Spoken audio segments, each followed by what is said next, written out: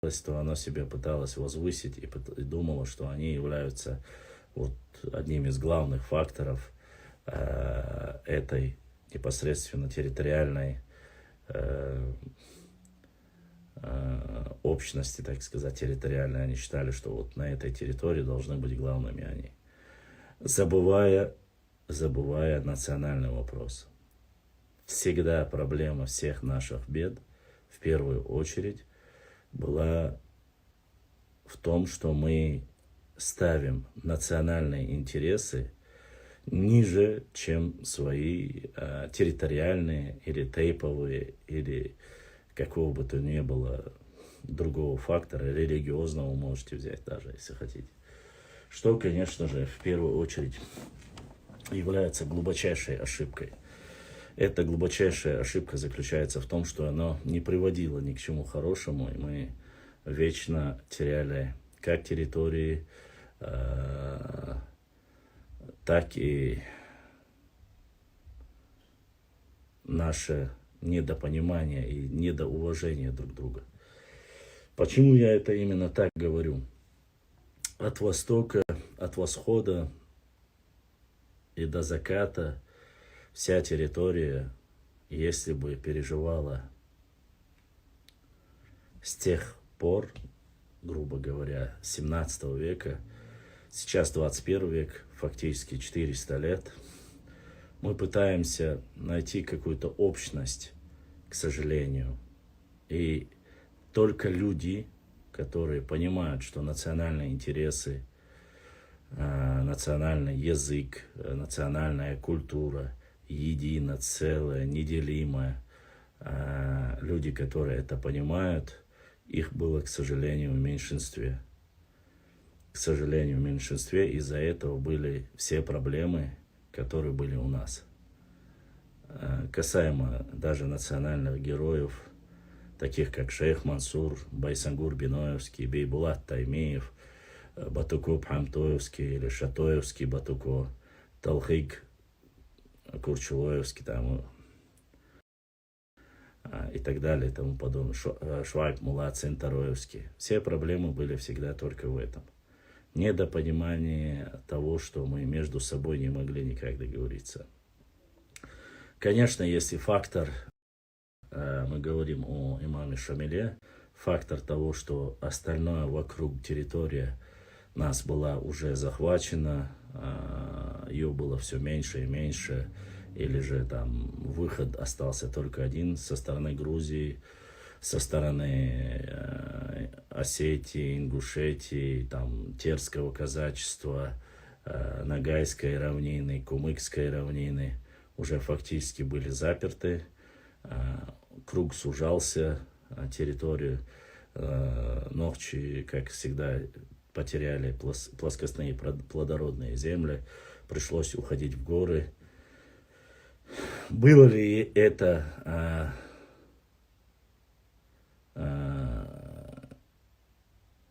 да, это их проблема, мне как-то наплевать, кто там чем занимается.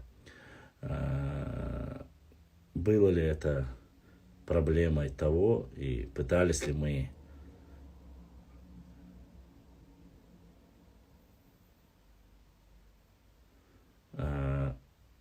что там закрывался, фактически круг замыкался, там осталась небольшая часть со стороны Дидоевского общества, в основном, и Аварского общества. Вот это небольшое кольцо, чтобы было полностью замкнуто, валикум салам, чтобы не допустить этого ли это было принято решение. Суть не в этом. Самого стремления и понимания того, что мы едины, и национальные интересы важнее всего, и кого нужно было поддерживать, и как нужно было поддерживать.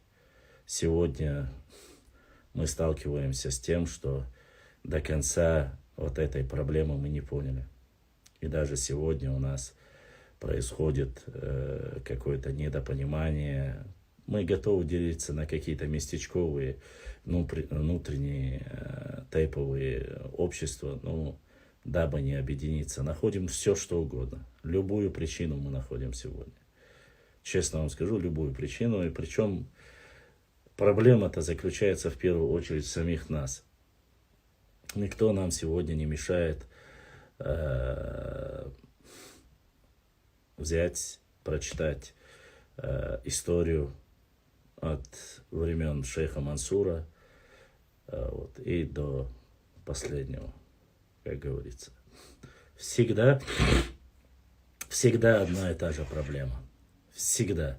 Единственное, не затрагивается во времена шейха Мансура, не указываются какие-то проблемы о том, что какие это общества именно были. Вот во времена шейха Мансура, там, допустим. Или во времена Бейбулата Таймиева. Во время Шамиля это уже немножко наблюдается.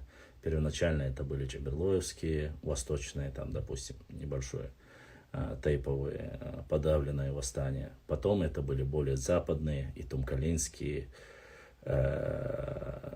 части, потом галанчурские части, которые, валикум ассалам, которые были непосредственно раздербаненные в плане того, что часть вела сопротивление и против Шамиля, часть вела сопротивление против Горской, там, грубо говоря, Терской области, царской России.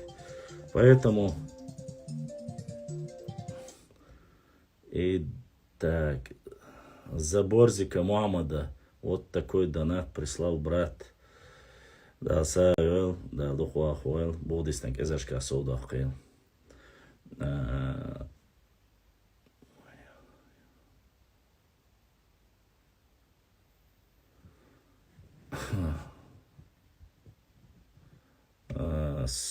В любом случае, социальная юхизация, урбанный лишвать. Мое мнение, каковым было, таким и является. Ничего нового в этом нету. Я еще раз сказал и говорю,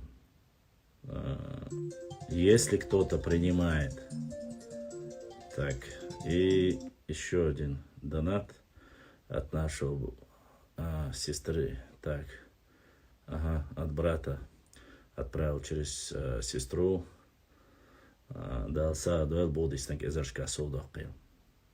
Что касается, сейчас мы вернемся к истории, было принято решение, не вы, не мы, и мы, как и говорили, с первых дней, с 2018 года, как мы призывали, если оттуда не идет, ничего не будут обсуждать нас, мы никого не обсуждаем, мы занимаемся своей историей. Договоренность была такая. И я сдерживаю свое слово, ни больше, ни меньше. А кто там, что там считает, что там, как они понимают, меня это мало волнует, честно сказать. Меня интересует и интересовала только своя история. Своя география, свои традиции. И в этом плане, ой, дикникби, уматлоштац. Ширдик энтиштир элла, у ширди вежри шазаданатитина, ширди дал си дуэл, дал саю шуданат, дал духда дуэл. Вот, Аслане, да, да. И мы, конечно же, в первую очередь должны понимать, что какие национальные интересы мы преследуем. Национальные интересы нашего народа важнее всего. Национальные там интересы и наша история. Привет, Танюш. Это важнее всего. Ни от чего другого. У нас очень много материала. Дальше будет интересно, я вам обещаю. По крайней мере, пока я еще веду свой блог, рассказываю свою историю, ложь или наветы на наш народ, они также будут опровергаться, ничего не изменилось. Что бы ни касалось, тут ничего нового нету. А так каждый остается при своем. Вот. И дальнейшее изучая вот эти исторические процессы, та информация, сбор информации, который проводился на Кавказе, какие взаимоотношения были между обществами, что делалось для того, чтобы максимально, как говорится, что нужно сделать для того, чтобы максимально разобщить этот непокорный, варварский народ, он был всегда. Что касается Отоманской Турции, конечно же, я думаю, что в этом плане, если бы даже здесь в основе своей были бы политика Отоманской Турции, ничего бы не изменилось. Они бы занимались тем же самым. Просто больше приближенные к ним были бы тюркоязычные народы. Они бы проводили свою политику, они бы проводили, кто им лоялен, кто им ближе. Опять же, с кем у них есть какое-то родство, с кем у них есть... Это ничего не меняет, это каждый выбирает свое, понимаете. Однако самое интересное, что во время несправедливой и неправильной политики или тирании Сталина, во время депортации, стало все ясно, как белый день. Кроме там определенных представителей нашего народа, которые в Грузии, в Панкисии, определенные представители нашего народа, обществ, сказали, что они кистинцы, что они граждане там Грузии, и не дали их депортировать. Всех имеется в виду. Конечно, частично они тоже были депортированы, и мы все прекрасно знаем. Всех за раз, как ненадежный народ, проживающий в стратегически важном регионе для Советского Союза, были депортированы. Для умных людей, которые понимают и знают историю, это должно было говорить о многом. Это говорит о нашей общности, это говорит о нашей истории, это говорит о том, что мы как бы один единый народ.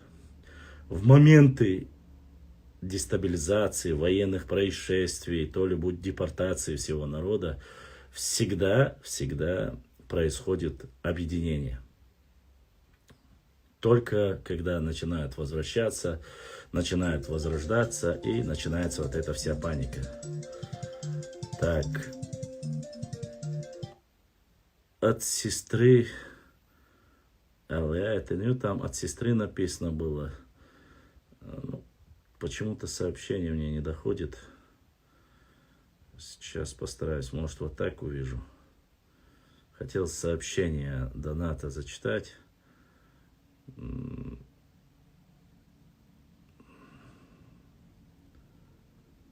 Если получится, конечно. Почему у меня не показывает сообщение? Но кто бы это ни был, кто-то из наших сестер задонатил. Наверное, на этом телефоне не показывает. Но Аллах да саадуэл. Огромная благодарность всем, кто донатит и помогает нашему паблику, нашему блогу.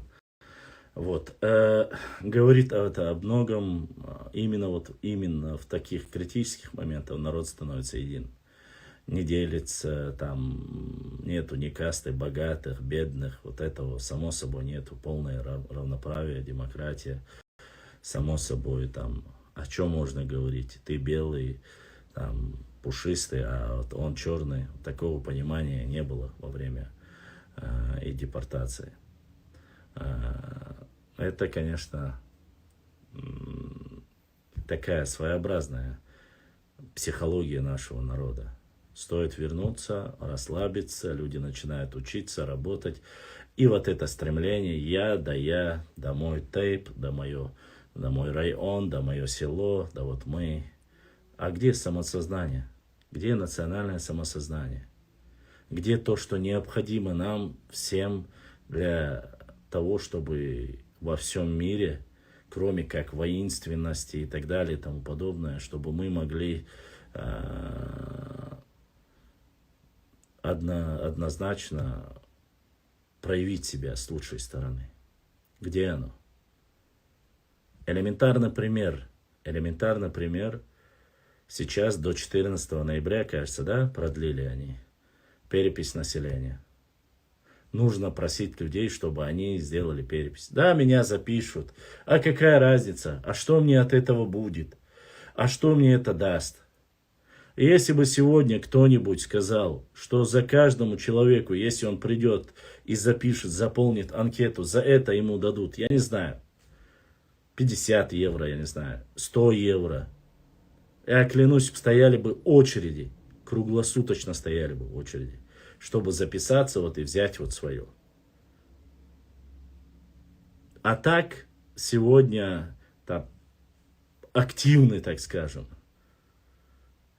активные представители нашего народа на госуслугах зарекомендовали, быстро сделали. И согласен, конечно, Тань.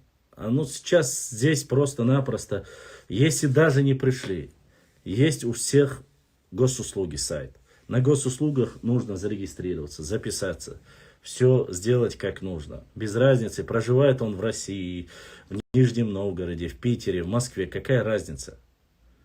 Нужно зарегистрироваться, показать, я такой-то, такой-то, вот моя фамилия, вот все, что есть. Позиция должна быть, гражданская какая-то ответственность должна быть. Но нельзя быть все время такими пассивными. Возвращаясь к историческим параллелям, в то время то же самое. Получается то же самое, что было. Да нет, в принципе, Таня, я на госуслугах сделал.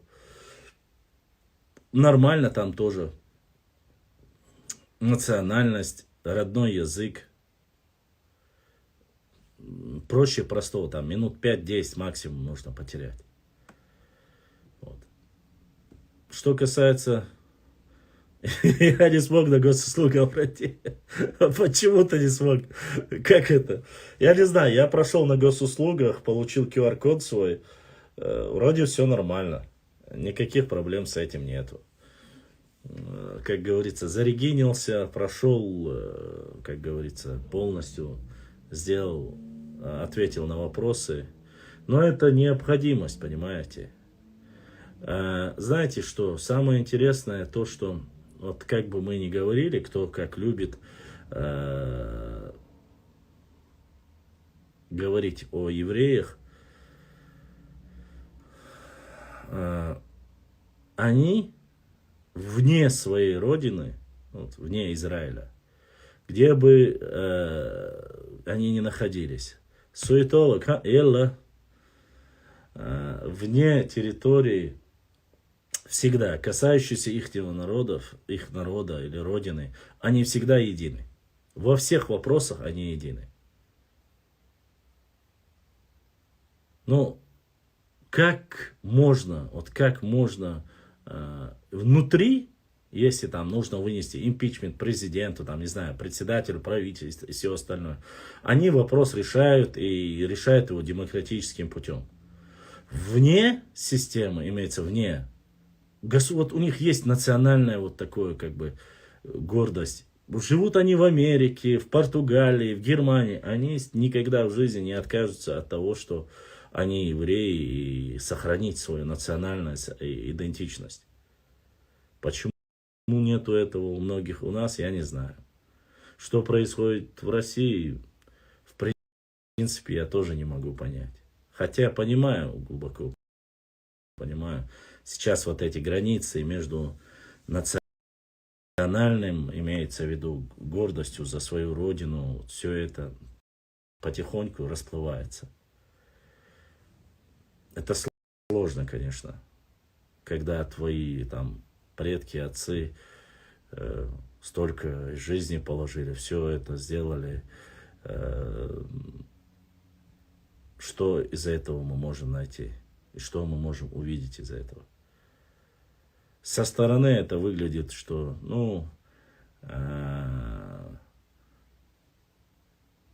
показывает нашу слабость. Нашу, я имею в виду, общую.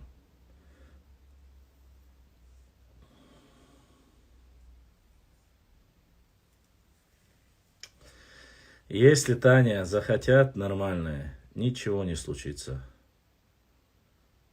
Понимаете?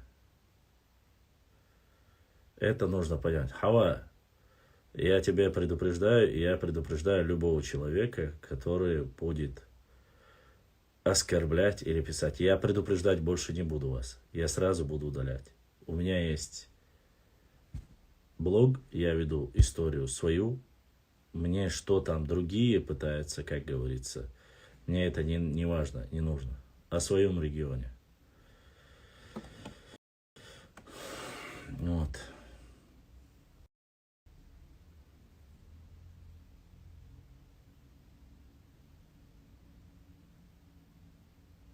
Ладно.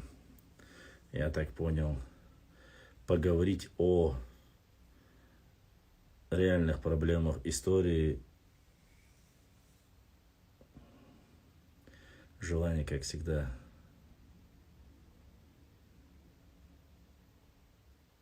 Как говорится, есть. Ладно, давайте ответим на вопросы. Будем отвечать на вопросы и проведем дальше. Но я вам скажу так. Реальную проблему на сегодняшний день, которую я вижу, Башлам, нам разборки нужны, а не история. Ну тогда ищите другой канал, где вам разборки нужны. Намного важнее.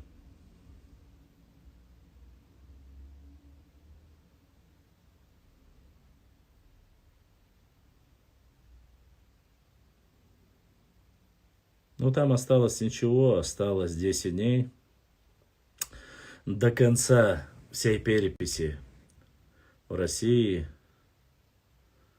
У вас ввели QR-коды везде? Да, в принципе, нет, Тань. Может быть, потому что я никуда не хожу. В основном QR-коды не так сильно действуют, Таня, здесь. Здесь не сильно. Здесь, конечно, маски. Если ты заходишь в какие-то общественные места, и если можешь предоставить справку или там о том, что вакцинирован. Вот, QR-коды прям, что уж здесь сильно давят, я не видел. Я через госуслуги. Абсолютно правильно. Через госуслуги 5 секунд можно сделать. Я не знаю, суетолог. Надо тебе взять и, как говорится, заполнить быстро через госуслуги. Мне штрафы, запросы, все приходит через госуслуги. Башламуду, альхамдулилля. Ничего. Держимся. Зура задонатина. Зура. Да, садуэл будисник эзашка содапил. Мелодию вы услышали. Как говорится. Башлам, почему в Чечне не ходят переписчики на дом? Вообще не видел их. Но что, вроде бы ходят. К моему брату звонили, приходили вроде бы. Бялькила вроде бы приходили, спрашивали. Сколько в семье, кто проживает, кто прописан, какой национальности. Мой брат несколько раз в присутствии меня: запишите именно Нохчи, и именно только Нохчи, и Нохчи Мат. Вот все как должно быть, я ему сказал, он все сделал, как я сказал. Что-то народу мало сегодня. Не знаю. Вроде бы подтянутся, может нет. Таня. Четверг ведь, и сегодня четверг, не пятница, поэтому в пятницу, субботу, воскресенье более такое. Но, видать, не все решили, как говорится, сегодня зайти, пообщаться. Я должен был еще вчера зайти, но ряд небольших проблем из-за этого решали.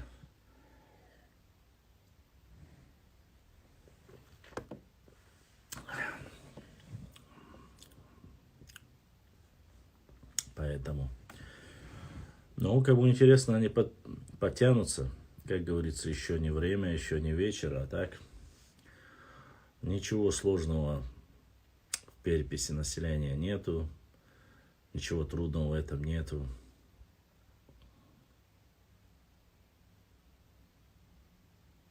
Ассаламу алейкум, Башлам, как ты? Ва алейкум ассалам. Я, альхамдулилlah, держусь. Ассаламу алейкум, брат. Мне чат заблокировали по решению суда немецкое правительство.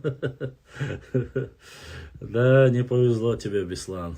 Что ж ты такого сделал, что немцы тебя заблокировали так?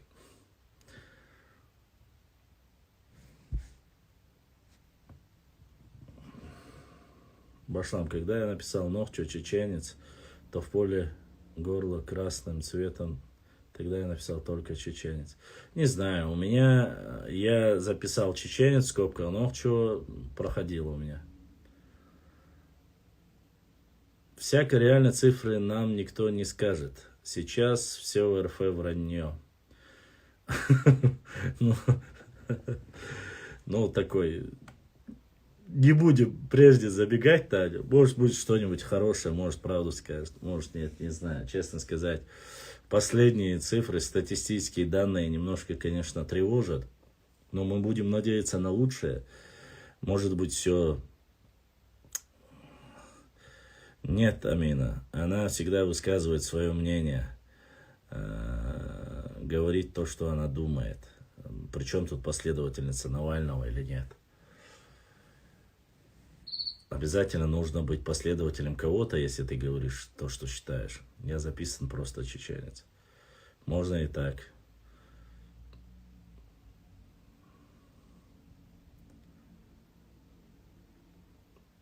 Вот.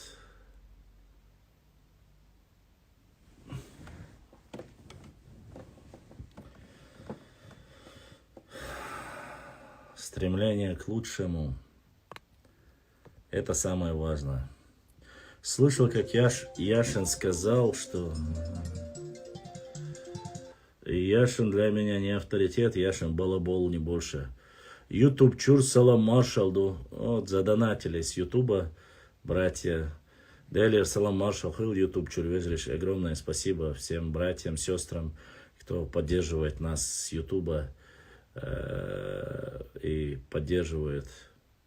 То, что касается Яшина, Яшин просто-напросто балабол и болтун. Мое мнение, этот ролик я видел, я скажу с точки зрения истории, его мнение, его сказки основаны на его личной ненависти к каким-то политическим лидерам или руководству, ни больше, ни меньше. Где был этот Яша, когда здесь происходили процессы с начала 90-х годов? Почему он не ратовал, не говорил так сильно о разрушении моей родины?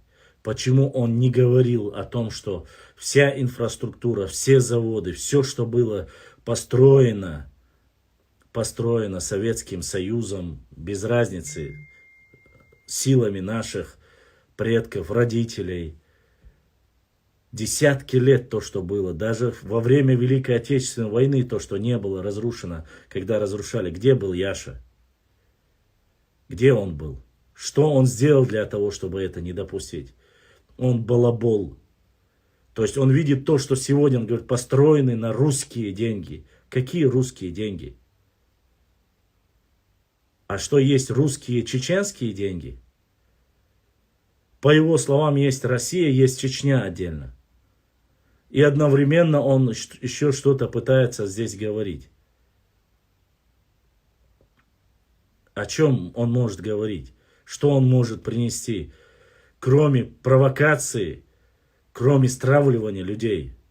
Мне жалко тех граждан России, которые его слушают и вообще может повестись на этом.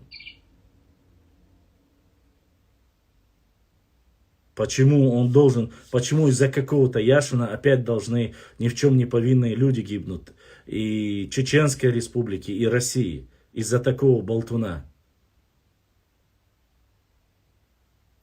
Когда расутюжили весь город, он молчал. Когда из этого кризиса не было выхода, когда ничего не могли сделать, когда была преступность, без разницы от кого бы она ни исходила, где он был? Что он делал? Ничего он не сделал. Проще после того, как люди начали чуть-чуть жить, поверили в себя, начали дороги строить, дома строить. Что ему не нравится? Что он может сказать? Построили там на русские. А кто разрушил? Что сюда прилетел Усам бен Ладен, что ли, разрушал эти город разрушать и уничтожать? Из-за его пьяни Ельцина это все произошло.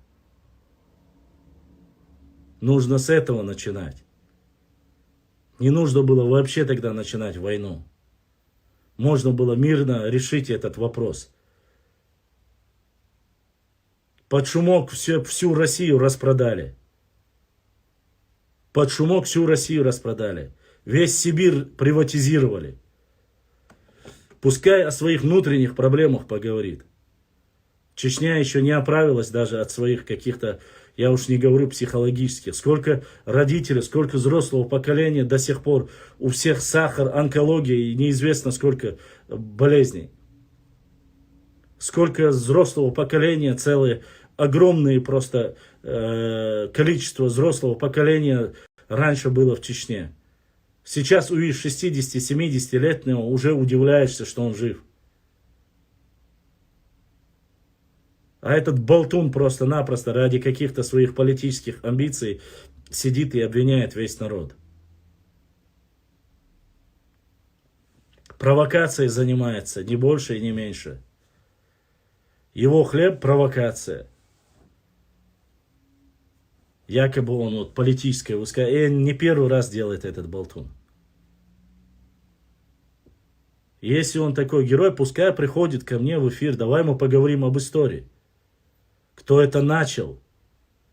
И с чего это началось? С какого периода он хочет начать? С Петра Первого? Или что-либо? Есть такие же провокаторы, которые живут и специально стравливают, не дают покоя. Поэтому мне абсолютно неинтересна его демагогия. Я посмотрел. Все, кто хочет политически подняться, начинают говорить о Чечне. Все, кто хочет межнациональную рознь раздуть, начинают оставьте Чечню в покое. Из всей России... Так, вот. Брат Ильяс Гилдаген задонатил. Гилдагенер, выжречно, дерезхил, да асадуэл. За нашего лидера Рамзана, Аллаху Акбар, Ахмад задонатил. Да асадуэл Ахмад. Вот. Занимается, мне, допустим, абсолютно неинтересно то, что чеченский народ, на самом деле, до сих пор переживает за это. Это для нас огромная проблема. Заводов нету почти что. Нету ничего такого, которые могли бы там десятки тысяч устроиться на работу. Нефтеперерабатывающего нету и так далее и тому подобное.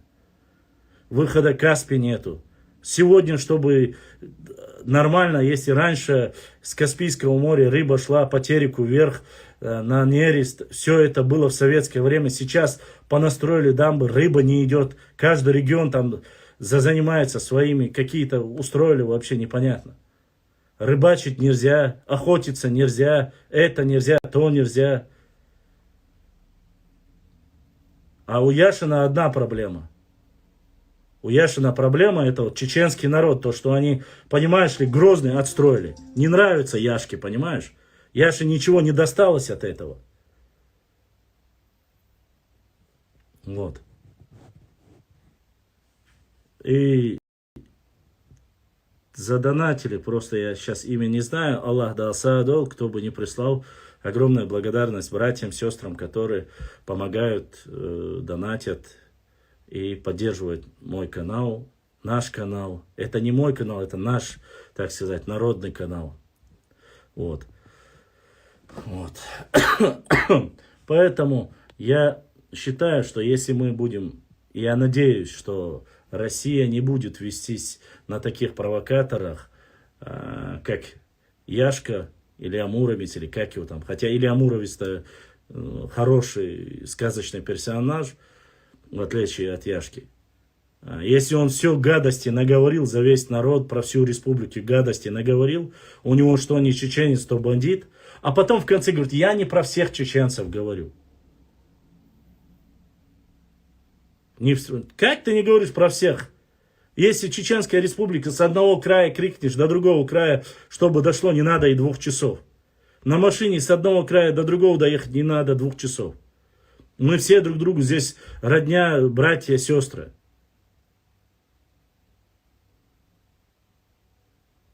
Поэтому я, честно сказать, это, вот, по моему мнению, это разжигание межнациональной розни. Я не юрист, конечно, но юристы, наверное, разберутся в этом лучше, так это или нет. Построенный на русские деньги город.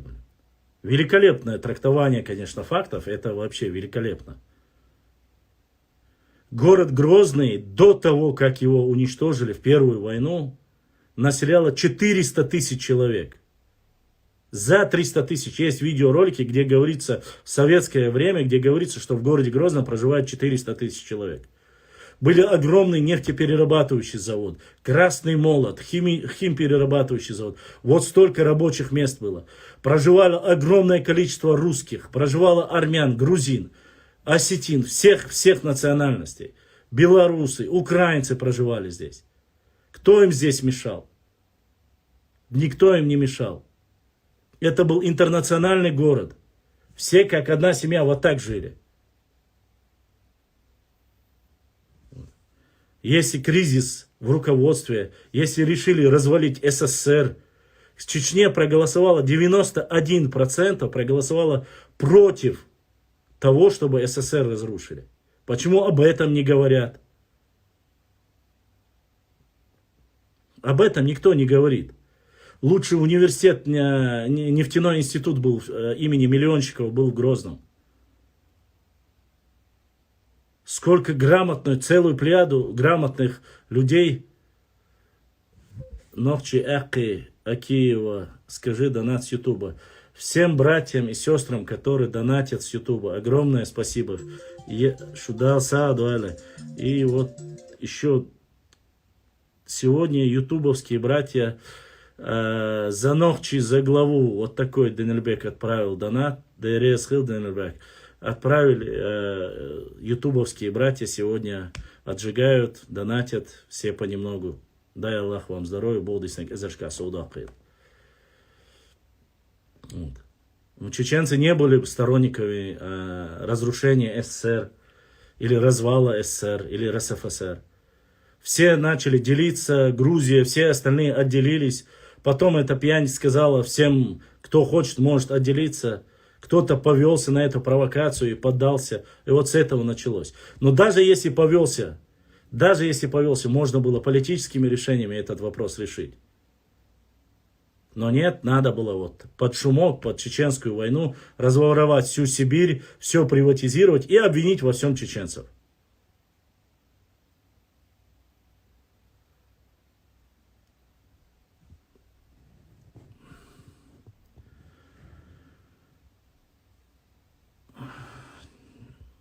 За нашего лидера. Я понимаете, здесь отправляют то, что донатят, если вы за это говорите. Приходят одни сообщения, приходят правильно. Вот, допустим, Ильяс Гилдеген отправил, просто сообщение Ильяс Гилдеген задонатил. За нашего лидера там написал Амад, он тоже приходит. Что-то как-то или неправильно он показывает, ну, частично, по крайней мере, показывает у меня. Я зачитываю. В любом случае, мелодию, если вы услышали, значит, ваш донат дошел. Я прошу прощения, если кто-то что-то неправильно отправляет, но я зачитываю все, что приходит. Захожу вот сообщение. Да, вот такое, с Днем Народного Единства. Вот такое сообщение пришло. И я захожу в истории, которые здесь... Сами переводы показывают. Диалоги захожу. В диалогах тоже нету. Вот по сообщениям, то, что пришло, я зачитываю. Я прошу прощения, если я вдруг что-то неправильно.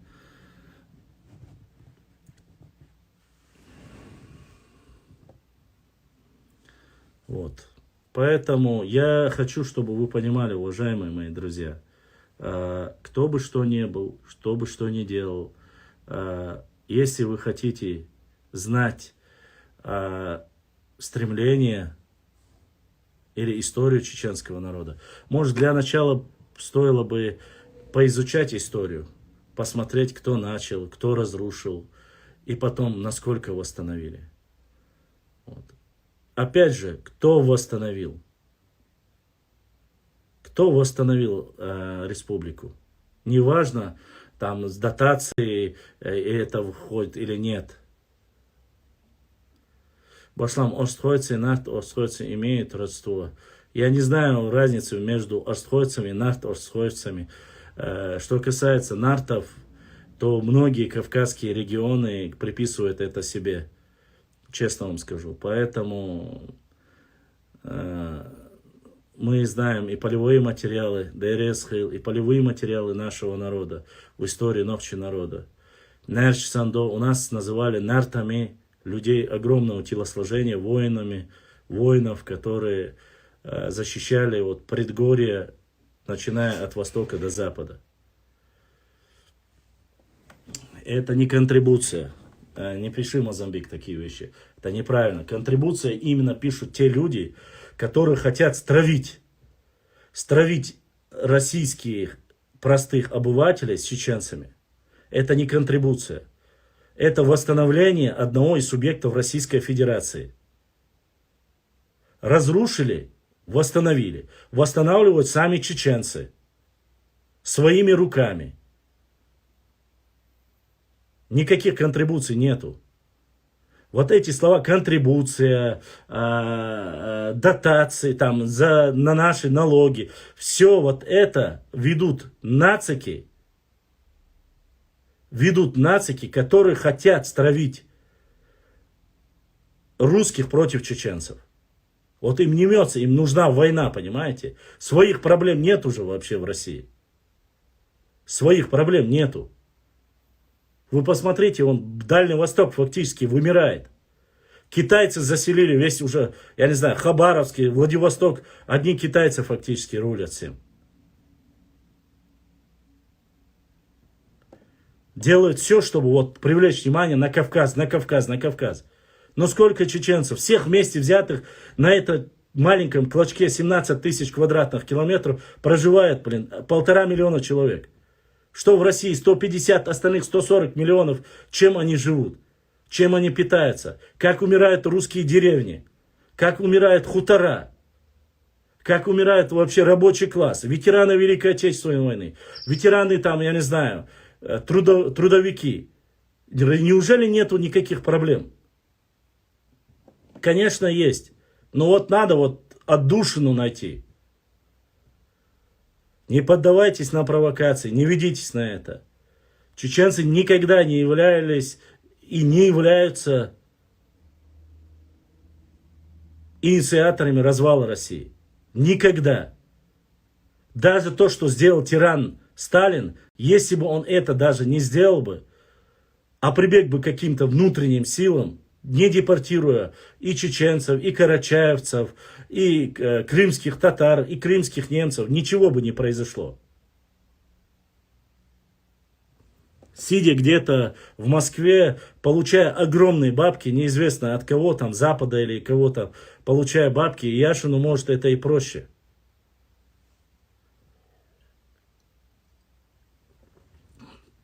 Народ еле-еле оправился от всего и пытается жить, соблюдать. Что не нравится Яшину? Что мы не пьем все повально, не наркоманим, что у нас нету вот этого всего, что у нас нету вдоль федеральных трасс стоящих, которые продают себя за 1500 рублей. Что ему не нравится? Может, он скажет?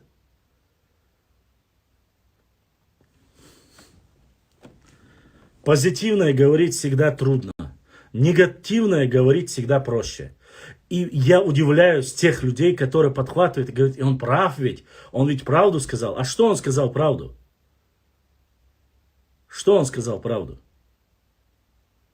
Он подумал о простых людях.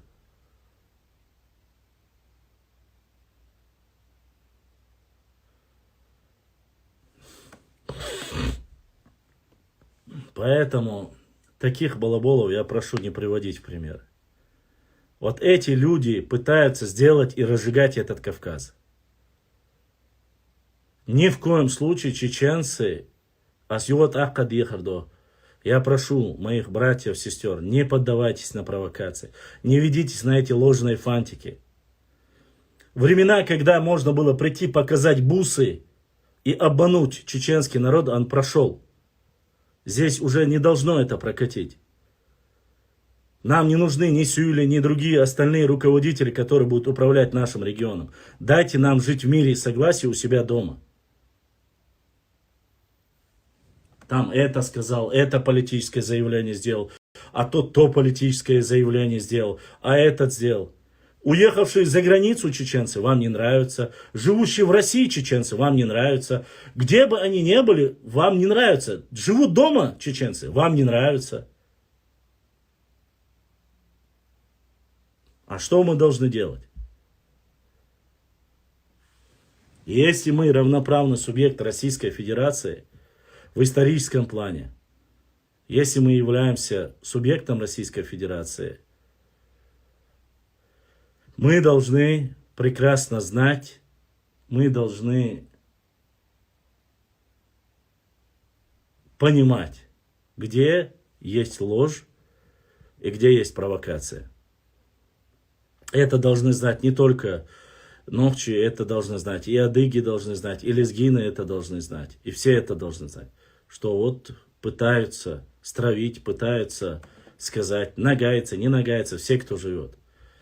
Уважаемые мои друзья, я буквально на минуты-две перезагружу наш эфир. Час закончился.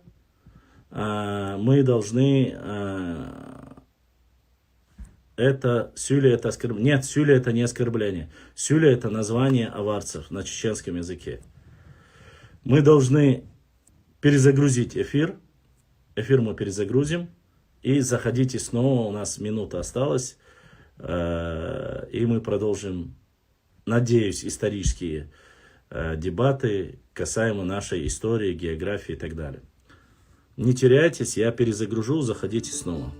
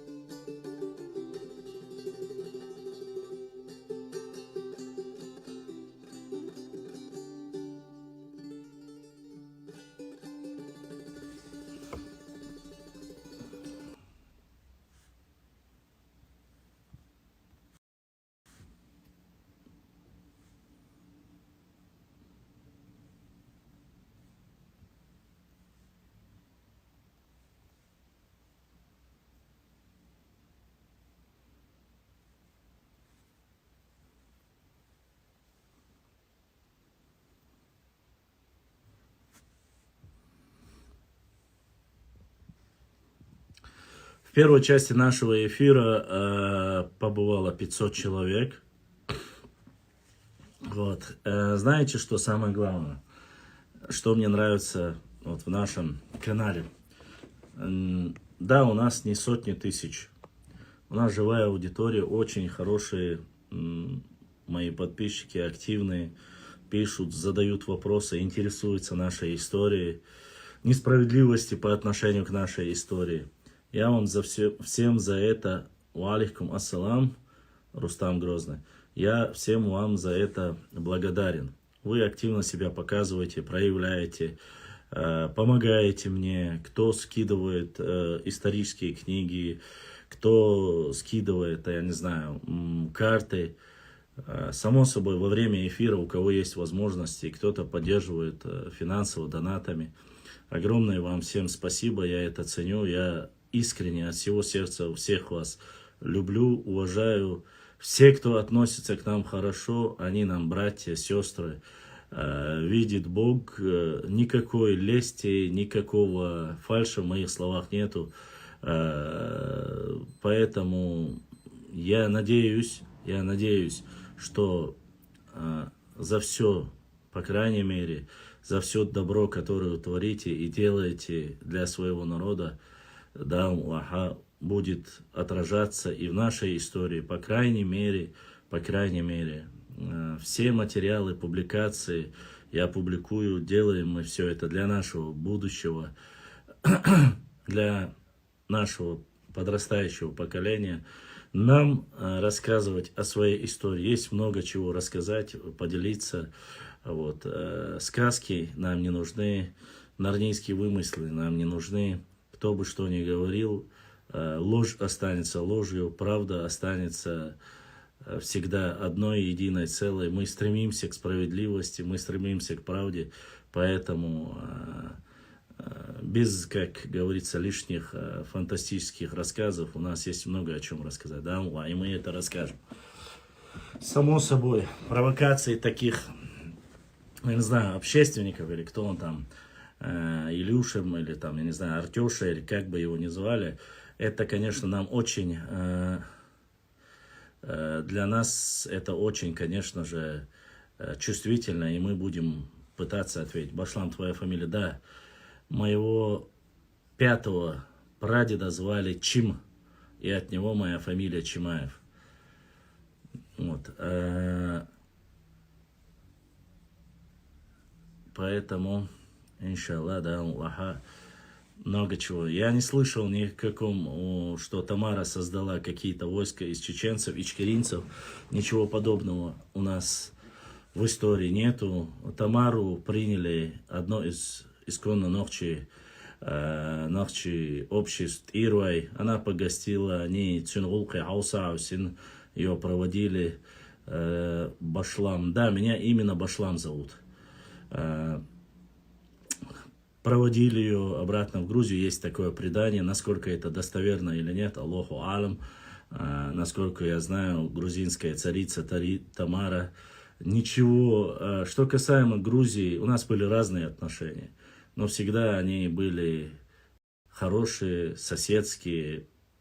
Когда-то в исторических параллели, современной параллели были и военные вторжения и с одной стороны, и с другой стороны. Ну, такова снова же. Не сам чеченский народ вторгался, и не сам грузинский народ вторгался. В таких, как говорится, информации такой у меня нету. Само собой, когда вторгались и через горные части в Итумкалинский район, в Шаройский район, Галанчожский район, происходило это со стороны Грузии, совместно царская Россия проводила свою политику. Это южная сторона нашей Родины. Поэтому, что происходило под царскими знаменами, на это обижаться никому не стоит. Вот. Нет, я не смотрел Амина Тесаева видео, не наблюдал. Вот. Башлам смотрел? Нет, не смотрел. Дальше продолжим. Мехмед Паша был византийцем, не знаю, кем был Мехмед Паша. Тамара царица заселила чеченцев в Панкиси. После этого дагестанцы, аварцы, леки прекратили. Это правда. Это правда, Софикус. Тут я с тобой согласен, есть тому подтверждение. Это однозначно. Огромная благодарность нашей соседке и сестре Софику. Она всегда как бы помогает информации касаемо заселения или поселения. Все карательные операции исходили на штаб находился в Тифлисе. Ну да, конечно же, в Тифлисе был центр. И поступил донат от брата Русланбека: Яшин провокатор. Вот с таким сообщением задонатили.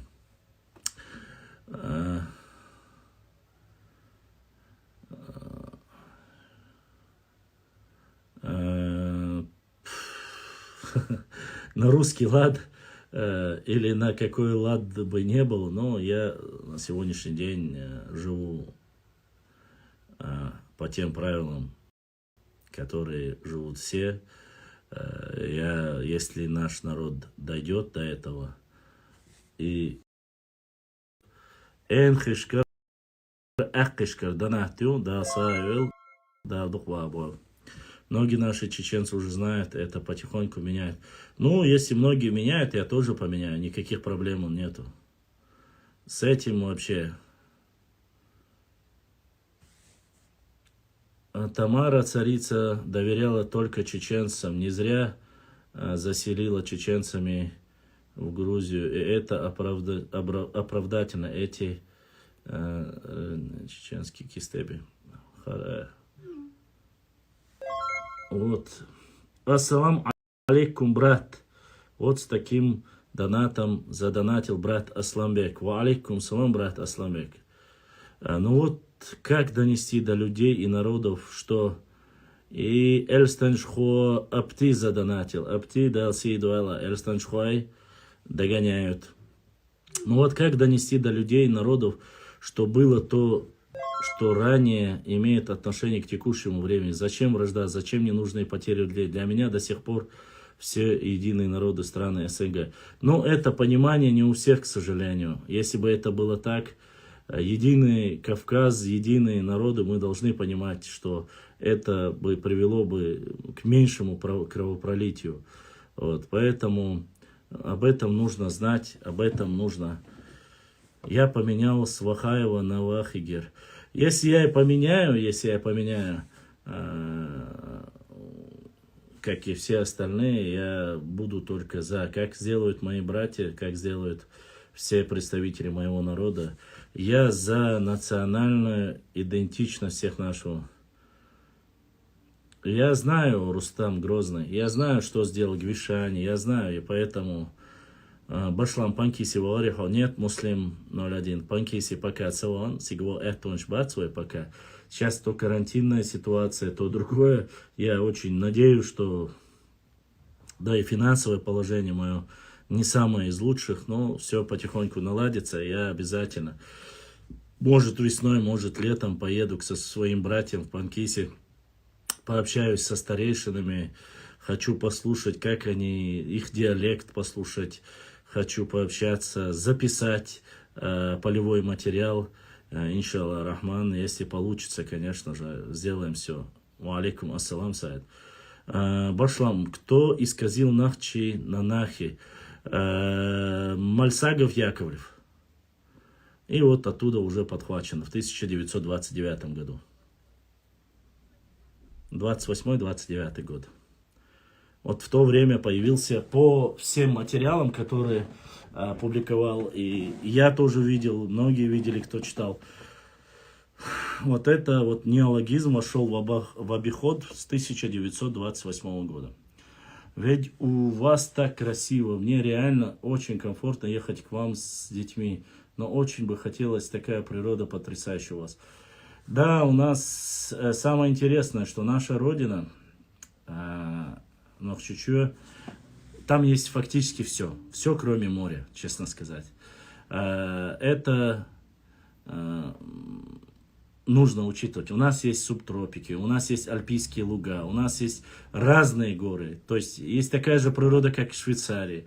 Горные речки, озера, все есть. Вот кроме моря. Если хотите более плоскостную территорию, где там такая равнина, так сказать, стоит поехать на Теречный район, Шилковской, Наурский, там плоскостная территория, то есть пески, жара круглые сутки, так сказать, кому какая природа нравится. Все вот это есть, и высокогорье, поедете в Итумкалинский район, просто великолепные красивые горы, исторические башни, солнечные могильники, пещеры, то есть многие спелеологи до сих пор начинают изучать и изучают наш горный край, и Тумкалинский, Шатойский, Галанчожский район. То есть у нас очень много что не изучено. Благо сейчас строится кольцевая дорога, вся Чечня, горная часть Чечни тоже будет полностью и заасфальтирована. Можно будет на легковой машине поехать, посмотреть на все эти красоты, понаблюдать, понять, что чеченцы это культурный народ, чеченцы это древний народ, что мы не говорим, что мы лучше кого-то или хуже кого-то, нет, мы говорим, мы такие, какие мы есть, и это наша Родина. Дайте нам жить без ваших вот этих Яшиных, Машиных, Иляшиных, я не знаю, провокаторов, дайте нам жить на своей Родине так, как мы хотим, не нарушая каких-либо законов, законов Всевышнего Аллаха, законов Конституции, я не знаю, человеческих законов. Ведь нет в этом ничего. Ведь мы не стараемся, мы же не сидим, не обсуждаем, какие есть проблемы, я не знаю, там в Вологде или, я не знаю, в Владивостоке, что есть наркомания и так далее, там алкоголизм, что за стариками не ухаживают. Мы же не упрекаем в этом. Если мы за своими следим, мы маленький народ, у нас компактная республика. На Кавказе таких народов, как и мы, тоже немало. Ну, таких, как и мы, я имею в виду, кавказских народов. Посмотрите, великолепные красавцы, адыги, черкесы. У них своя культура, тоже молодцы. Балкарцы, черкесы, эти, карачаевцы, осетины, грузины, ингуши, там, я не знаю, лезгины. Сколько народов? У каждого своя культура, у каждого есть свое какое-то отличие. Красота есть, внутренняя красота. Обязательно нужно, вот если Кавказ, что-то вот задеть, оскорбить что-то, либо сказать, что ли? Нет. Я Питер люблю за то, что он там такой красивый, какой он есть, исторический. Москву я люблю по-своему. Нижний Новгород я люблю по-своему. Сибирь, она, ну это природа, понимаете? Поэтому...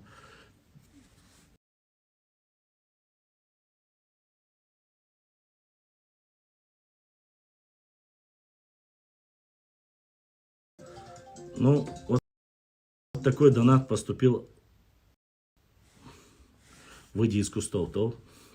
Башлам, как сами себя называли дзурдзуки или дзурдзуки? Называли они себя нахчи. Нахче. Ни больше, ни меньше. Так, я многие вопросы пропускаю, потому что я остановился там. Поэтому каждое место нужно любить за красоту этой местности, за добрых людей, которые проживают в этой местности. У меня, допустим, Нижний Новгород ассоциируется с моим другом Станей. Там, допустим, Питер ассоциируется с моими друзьями, там, Никита, там, и так далее, и тому подобное. В Дагестане, там, допустим, есть там мой друг Магомед Лезгин. Ну, каждый любит то, что, с кем он дружит, знает взаимоотношения. Это лишь уважение. Насчет дзурдзуков, у чеченцев есть и на карте, было и селение Дзурдзук, есть и тейп чеченский был названием Дзурдзук. Поэтому мы, никаких сомнений у нас нету, что касается, я буду говорить тоже. Нет, Тамерлан, Атие, никто ничего не отдавал. Там была проведена точная политика. Отдал, не говори. Никто ничего не отдавал. Башлам, как нам узнать точно, почему и как называли нас грузины дзурдзуками? Ну, я разговаривал с Усманом. Он заканчивал исторический факультет. Учился в Грузии. Он же рассказывал об этом. Вот, и рассказывал что называли нас сначала дзурдзуками, до нашей... Ну, есть литература, я вам ее зачитывал, снова и снова повторяться смысла нету. Дзурдзукетия называлась, а потом уже более с нашей эры начали называть Кистебия, Кистетия называли нашу родину. Карта есть, могу предоставить, показать любому человеку. Магомед Лезгин, откуда брат? С Дербента он. Дурдукеби, Кистеби, сестра Софико. Благодарю. Поэтому я имею в виду, почему именно дзурдзуками, откуда они взяли это имя. Это уже, честно сказать, я как бы настолько не углублялся. Дальше. Так, что за вопрос еще в личку, в приват пришел. Башлам, перепись прошла, почему не указали принадлежность как Навчи? Во-первых, перепись не прошла, перепись до 14 ноября, она еще не прошла. Указать Нохчи или нет, не знаю. На Конституции Чеченской Республики написано. Чеченская Республика Нохчичу. Это республика и государственное устройство наше называется, и государство наше называется на чеченском языке Нохчичу. Это есть. Прочитайте Конституцию. Да, там написано, что Чечня это государство. И название на родном языке Нохчичу. Этого уже должно быть достаточно, чтобы вы понимали. Многие сегодня в социальных сетях начинают говорить, почему это переименуется. Ну, кому-то нравится название Катаяма, допустим. Ну, японского революционера звали, вот так нужно оставить и так далее. Кто-то точно, кто, как... Дошло, мне известно, как себя сами называли дзурдзуки, точно не дзурдзуки. Но это не знаешь, ни ты не знаешь, никто не знает. Я не говорил, что сами себя называли дзурдзукетией. Я сказал, что Грузия, грузинская картография, она указывает и говорит, что называли себя дзурдзуками.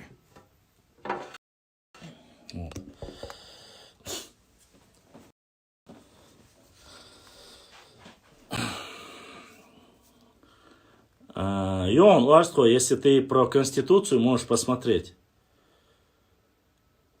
Об этом и два родных языка у нас, Нохчимуат и русский язык. На обеих имеем право писать и вести документооборот и на родном языке, и на остальном тоже.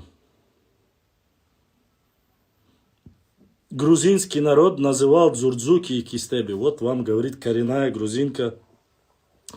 Благодарю, большую благодарность.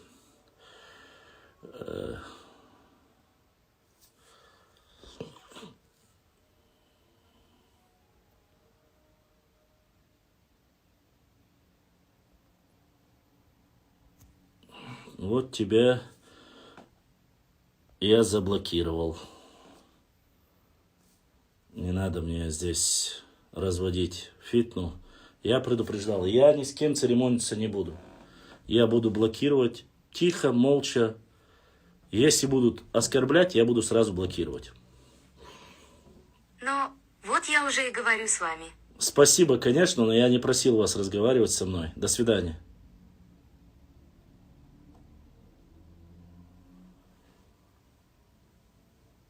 Не знаю, является ли Эрдоган грузином. Некоторые говорят, что он к лазам относится. Так я не знаю. Аллаху алам.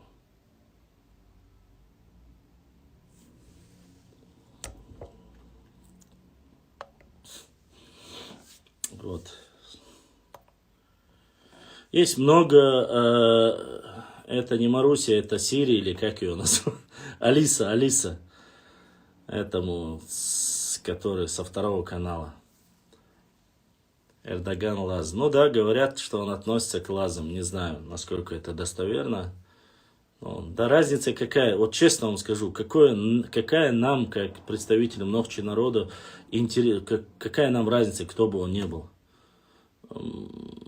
Башлам я в директ тоже скину. Закидываю в директ, я потом посмотрю, что там хотел показать. Умный дом у Башлама. Да нет, умного дома нету, Ижри. Пока не настолько мы крутые, чтобы там у нас был умный дом. У нас, как говорится, все по-простому. Я уже устал показывать вам.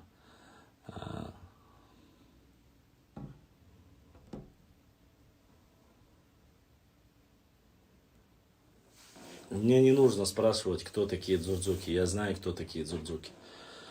Так грузины называли мой народ в древности. Начиная до нашей эры, по нашей эру. Сегодня мне один чел доказывал, что...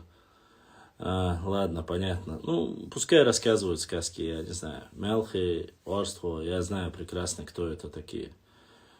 Это общество, Нохчи общество. Вот. Единый народ и нисколько, никак иначе. По крайней мере, мы будем говорить за свой регион.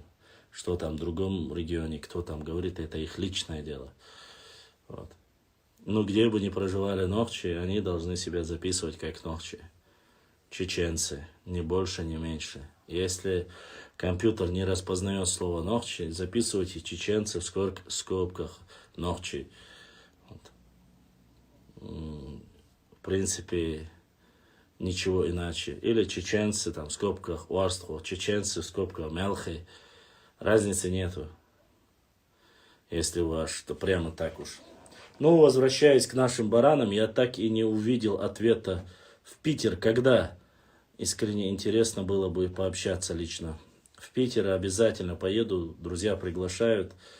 Но сперва мне нужно поехать, как говорится, поеду в Грузию. В гости меня пригласили. Должен поехать в Грузию. Потом посмотрим, как карта ляжет. Это все зависит от возможности. Пока, как вы знаете, в России не знаю, но у меня, по крайней мере, небольшой кризис, но этот кризис решится, иншаллах. Несмотря на то, что плачут, не плачут, Анзоровы в Чечне. В каком месте жили Анзоровы в Чечне? Анзоровы в Чечне жили в нынешней это территории, которая ближе западной части нашей Родины. А потом уже ближе к Грозному, этой части. Не восточная Чечня, а западная Чечня. Башлам, а звучит же даже 100 раз круче в нашем языке твоя фамилия, чем... Разве не согласен? Да я как-то, знаете, до этого мне, как говорится, еще рановато, имеется в виду, не проблема. Башлам в Грузию поесть, чачу не пей. Я не пью вообще, по сути, но... Я люблю коллекционировать. Я бы, конечно, хотел бы вот какой-нибудь фирменной бутылки, если есть. Вот коллекцию бы я бы поставил. Коллекционировать вот такое вот, что-то традиционное. Вот, вот в будущем году можно, Танюша, бери семью, давай вместе там встретимся. Башлам, почему раньше Нохчичой была как Большая Чечня и Малая Чечня? Но это восточная и западная части. Восточная часть называлась Большая Чечня, Малая Чечня, западная часть. Вот, селение. Дай Аллах благополучия, процветания братьям чеченцам, салам от Лезгин Южного Дагестана и Северного Азербайджана. Салам нашим братьям лезгинам. Я хочу показать вам ролик, что касается наших...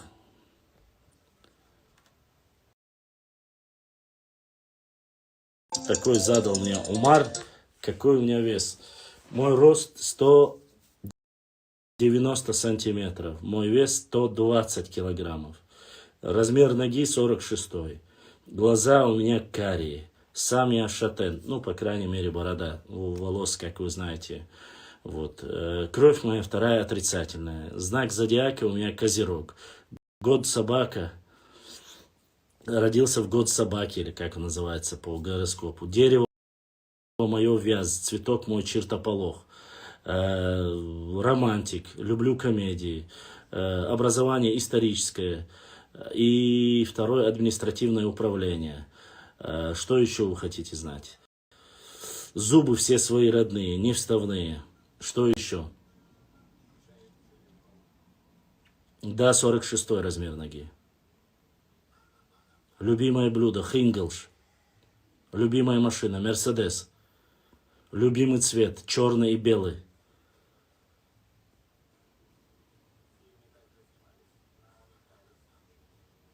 Что еще? Футбол. Футбол люблю. Но в детстве занимался баскетболом. Грузины это русские назвали, а мы картвелы сами себя называем картвелеби. Хобби. Хобби собирать исторические книги. Хингалш и Жижгалныш. Размер черепа не измерял. Как-то не доводилось, честно сказать. Вот до этого я никак не думал.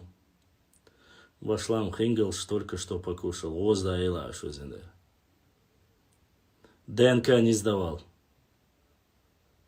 Честно не сдавал. Тайпан я Эхшбату. Я редко падаю, Хас, честно скажу. За всю свою жизнь ничего не ломал. Хотя и падал с высоких, но я очень люблю нашу национальную еду.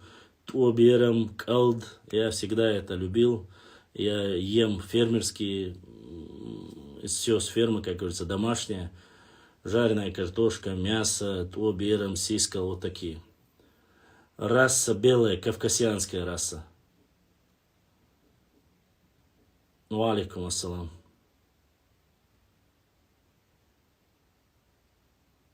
Любимые три нации.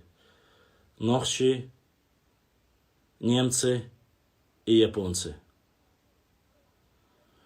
Терква есть такая, как говорится, по крайней мере, ее западная часть считается, что основана однотейповцами. Но я не претендую на это.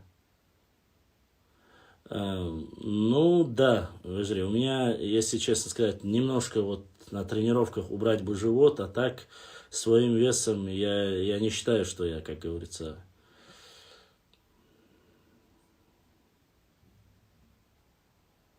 И опять про Питер. Мишель, правильно я называю? Или Михаил. Когда я приеду в Питер, я дам знать. Цифра любимая, 4.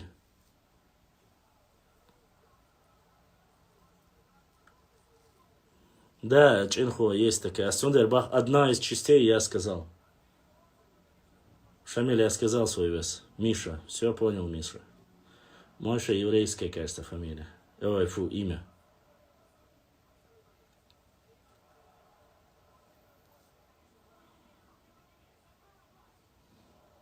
Баскетбол, вольная борьба,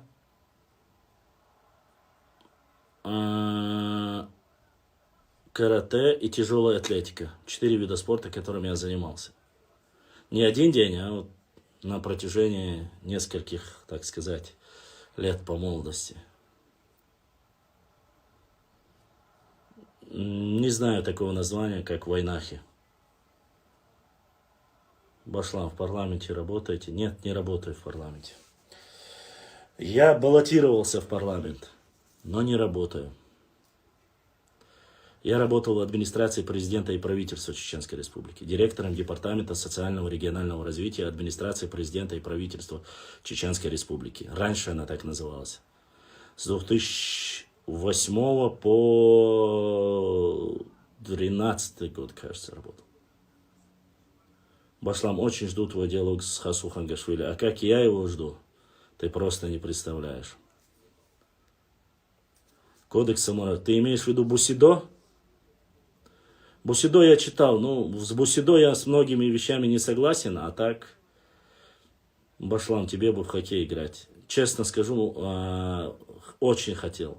Очень хотел, но... Я жил раньше в Центральной, Северной Азии, ну, имеется в виду там, где большой снег, Новосибирск, и я всегда увлекался лыжами. Но так и до коньков дело не дошло. Башлам асхумне юха ахьёк и тхалулар неби 2 метра.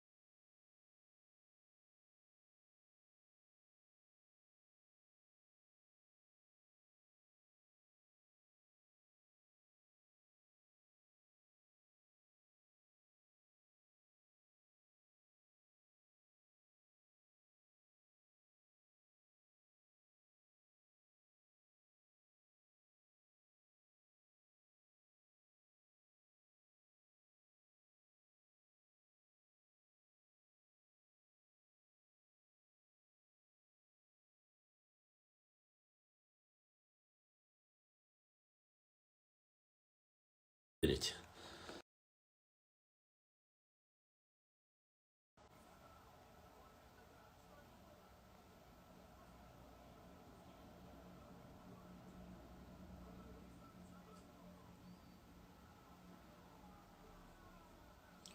У меня ничего нету, что ты там написал, я не знаю, но до меня ничего не доходило.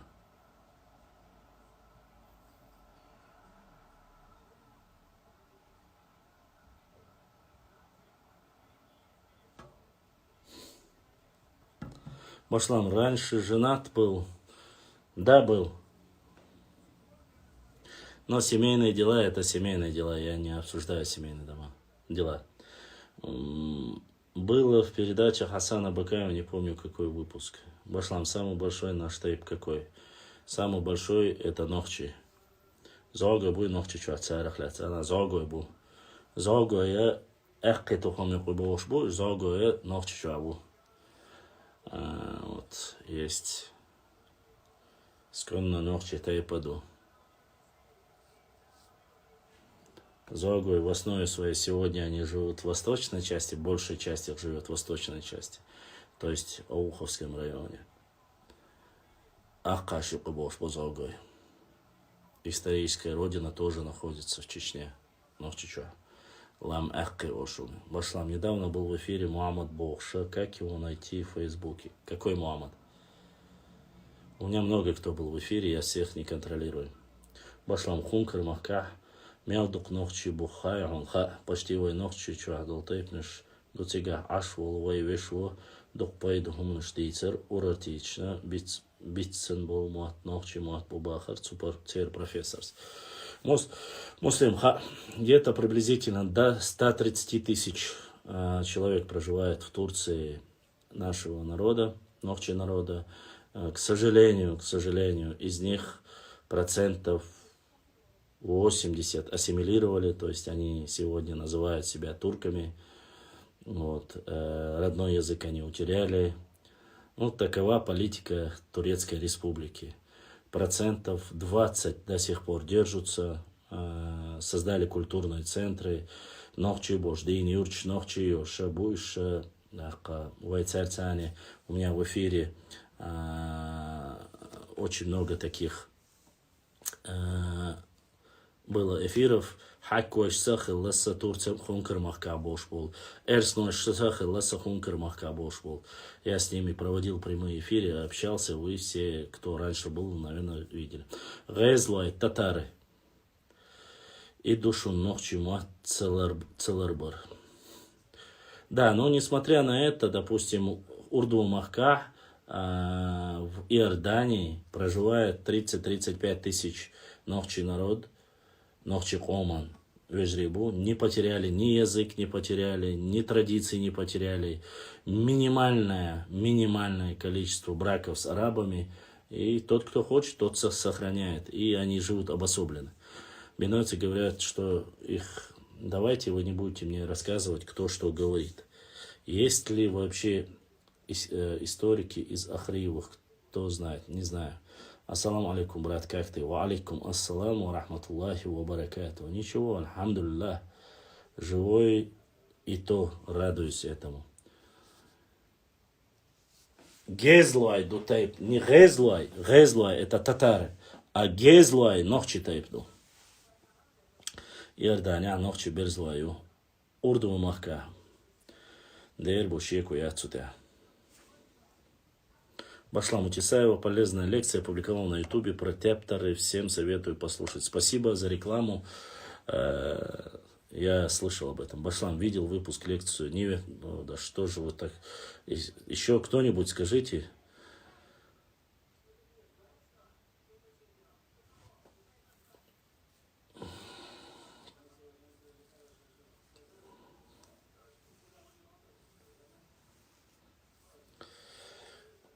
Я-то прекрасно знаю, какие у нас исконные земли были, но смысл этого, подтверждение, карты, документы, вот мы их и публикуем. Если это сделал Амин ДРС Хилцу, молодец тоже. Эфир мне, походу, случайно кинул Башлам. Не понял я, Астон Мартин 2 или Астон Мартин 2? Почему ты не любишь Амин Берсаджи? С чего ты взял, что я люблю? Я должен кого-то любить, что ли, или ненавидеть? С чего ты это взял? Я сказал, что я не видел, просто вы сегодня уже 6-й или 7-й человек, который мне рассказывает об этом.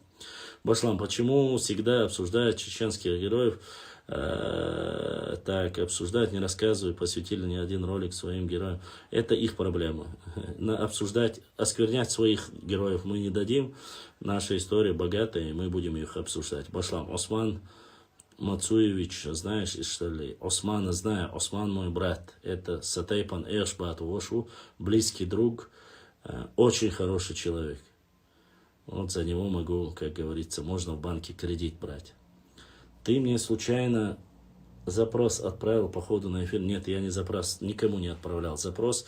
Когда я перезагружаю эфир, все, кто на меня подписан, автоматически им приходит запрос на эфиры. Вот. Было бы хорошо приехать к вам с детьми и в легкой форме при подношении услышать истории республики. Не проблема, приезжай, примем. Желательно, конечно, это весной или летом делать. Миша, приезжай. Примем, расскажем, покажем. Все, что от нас зависит по мере возможности. Сейчас я, правда, без колес, но да, ага, наверное, что-то поменяется в будущем году. Я надеюсь, что 2022 год будет благоприятным, по крайней мере, для меня. Но надо что-то менять, что-то делать. Невозможно так все время быть в одной и той же ситуации. Башлам, надо с уважением относиться к нашим историкам. А что я с неуважением отношусь к кому-либо, кто может сказать это? Я ко всем отношусь с уважением. Ко всем. Я сказал, что я не читал. Ну, зачем мне 10 раз говорить об одном и том же? Вот и все. Я не люблю, когда мне 10 раз говорят одно и то же. Я всех уважаю, всех ценю. К нашим историкам или не к нашим, любых историкам. Вежери без ногчи поддержки, как вернуть? Аух. Аух. Нужно определиться всем тем, те, кто является ногчи, сейчас ногчи дуэл, определиться, да в первую очередь. Борзик, тебе говорят, нарницы разоблачили в суд. Да Борзика никто ничего не разоблачил. Борзик, вот сам динадец. Борзик максимум вышел со мной на эфир, больше ничего. Чушь собачью несут эти нарницы. Чушь. Ничего он не сделал. Хокка эфириван. Я у него логотипом попросил что-то новое, чтобы для своего эфира сделать. Попросил один ролик. 2 месяца он делал. И то так себе сделал. Я на телефоне лучше для себя делаю то, чем Борзик. Борзик не является никаким. Просто-напросто парня. Задело их то, что парень высказал свое мнение. Ни больше, ни меньше. Я уверен, что и считаю, что Борзик вообще ничего не делал. Он настолько ленивый, потому что я видел, он у его сторисов мясо пожарить пошел, туда пошел, сюда пошел. Мастер швацкий. Никакой вот такого, чтобы сказали. Ну вот и все. Зачем вы на всяких балаболов обращаете внимание? Ну они балаболы. Все. Их участь балабольская. Разница уж дать. Перед Всевышним Аллахом он чист. Остальное переживать не стоит. Я, допустим, не обращаю внимания на балаболов. К кому бы он ни относился, балабол, он вот по жизни был и останется таким. Мама, дык не гибется, но я же сказал тебе, ты 2 месяца мне делал ролик, и то сделал так себе его. Я прекрасно знаю, что ты не профессионал. Поэтому цудера. Так что извини, что сказал правду о тебе, но ты младше меня, поэтому терпи. Когда старшие говорят, твое дело слушать. Цуантру вашу кой гюмсер, мама, и все, не больше, не меньше. Башлам, хун, Питере, аш йол, маш йози, цайоиз, Маша, цайоиз, Вася. У меня друзья в Питере. Никита, Максим, Настя. Ну, Настя не знаю, сейчас она... Машу не знаю. Башлам, Аллахи, да более обидно. Что именно тебе обидно, мама? То, что я тебя так сказала тебе, или что именно?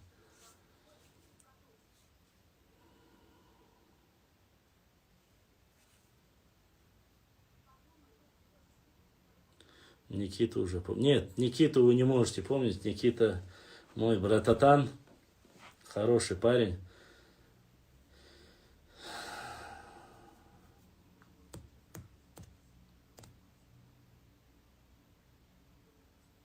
Аллахи, являюсь профессионалом. То есть ты недоволен, что я тебе сделал антирекламу, да? Ас'юат Акабах, если ты не делал, хасагат таю шумдацу, Аллахи, перед Всевышним Аллахом ты будешь чисто. Я тебе говорю, перед Всевышним Аллахом ты просто не представляешь. Ты молодой, но на тебе не останется, ты понимаешь? Хабех ботча, доцик дючтала, он диркинаш хаяцак и все. Башлам, ты второй раз про Никиту сказал. Никита, Максим, двое. Еще Миша есть там, знакомый друг тоже. Он, если я не ошибаюсь, он прокурор, что ли, Ленинградской области. Ну, так, у меня серьезные ребята там, мои друзья. Брат, шучу, базарики. Я понял. Нет. Маршо просит, чтобы задонатили. Маршо, ДРС Хеон, ты на себя внимание обратил, ты красавчик, как всегда. Капитальный красавчик, ди. Ошичи, милля. Рисковать где-то. Так вот. Контакт гаузю.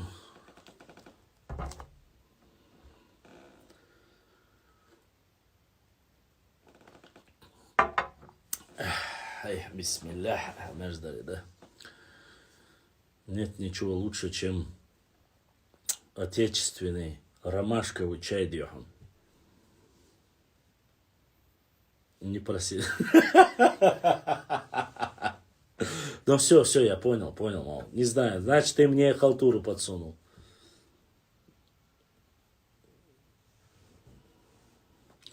Я об этом не писал, Амон сказал это, насколько я знаю, мне насчет этого присылали.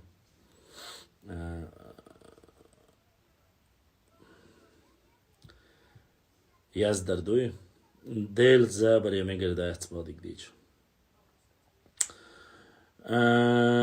Шайол инфо дайли ахам башлам. Хана лятил инфо, я. И почему те, кто приходит ко мне в эфир, обязательно должны быть замешаны в чем-то? Я не знаю. Если ко мне пришли то в одном, то в другом. Почему? Я не знаю. Значит, вот кто должен был меня добавить. Пошла правда, что нордийцы ответили... Не знаю. Я, как сказал, как дал обещание. Ишсеучане. Ой, все, оставим это. Вежриба, шей историю, все. Нам нету до них дела. Им нету до нас дела. Каждый будет заниматься своей историей. Маша Аллах. Машам, что за предвзятое отношение ко мне? Я не пойму. Я тебе дорогу, что ли, перешел где? Цавьезгонсо. Ну вот, еще один, цавьезгонсо. Сейчас меня обвиняли в том, что сон маршу, ой, милвари, амин цавьез, или маршуцы. Всех я вас люблю, всех я уважаю. Вы мои родные братья. Башлам видел новое видео Равина о родстве чеченцев и евреев. Валла не видел. Мне как раз еще евреев нам не хватало. Скинь мне в директ, посмотрю, что там за сказки нарнийские. Башлам, я не тебе... Кейтирсу Аман. Знаю, брат, ты же знаешь мое отношение ко всем людям. Ко всем людям земли я ко всем отношусь хорошо. Просто я люблю свою историю, свою географию. Мне нравится свое родное. И кто меня в чем может обвинить из-за этого? Ну, дружить-то я со всеми дружу. И с русскими дружу, и с татарами дружу, и украинцами дружу, со всеми. Башлам, Джамалай передал тебе книгу про Зелимхана. Нет, не передал книгу про Зелимхана. И Джамалая я не видел. И я его вижу здесь иногда, и все. Хватит наших родственников, нам еще евреев бы. Ота сонам валла била. Башлам, Жим Гел Цадилловой. Жим Гел Цадилловой. Не понял, Рам Хельсинг. О чем ты? Тахан самони. Валла вац. Валла, бодик дейсан вац. 2 дня вообще страшная депрессуха у меня была. Там один вопрос должны были просто. Юдиаш диешься. Судьбоносный вопрос. Хуан Цанцани. Из Гулкацал настроение. Вообще даял, блин. Телефон глюкнул. Все пошло не туда. Одно, другое. Из-за этого. Ама дал духуа хуэласа духусаваш. Говорю, схуднул немного. Рам Хельсинг. Твоими устами. И еще килограммов так 10. Чисто престер 10 килограмм. Да, я жду выйти на ринге мы готовы. Файт, майт, любой чунцане. Но только в вещах. Я хумшош. Вот. По голове лицу бить не буду, только по телу деху. Та проблема. Ну, чтобы по религии, да, самой легенда, лилур, да, а так. Ой, любой чун. Дал и пошел и рекой. Проблема, очень реально проблема уже. Ну, обо всем не расскажешь, просто когда ты начинаешь говорить, сами задают вопросы, потом, когда я отвечаю, хачейлисты вырезают, потом дайте ему это, больше. Юэлях, кал, больше, юэлях, да, юэлях, ik ezi sani yuelach shmoht edit yosh tihum shlilu da tsalilu что hum stani сундер وين دخل يقش وين يرق انا مش حيوت شو يومش وين دخل يق вот да 3 новости скоро я опубликую тоже надо посмотреть надо опубликовать это фейковские карты которые мне прислали и по полной программе. Надо их тоже опровергнуть. Опровергну эти фейковые карты. Материалы чикиндезовские. Вот. Башлам, как они с тобой драться будут, когда эфир выйти будет? Да я ни с кем драться не хочу. Я мирный человек. Я просто говорил, вес у меня большой. Да я карьера с Парисом. Ну, сейчас хожу пешком. Много хожу. Альхамдулилля, значит, Всевышний Аллах так захотел. Если меня чего-то лишает, значит, испытывает Всевышний. Декрин хайдуда Аллах. Пока у меня есть такие братья, как вы, сестры, как вы, альхамдулилля, мне есть с кем поговорить, вы очень активные. Вот. Из-за стресса, наверное. Да, вот. И пришел вот такой донат. Да, вымялся диешчан, ирси да харгойтил. Аллах да сайол, сестренка, да лук я хвал. Дайте мне титульный бой.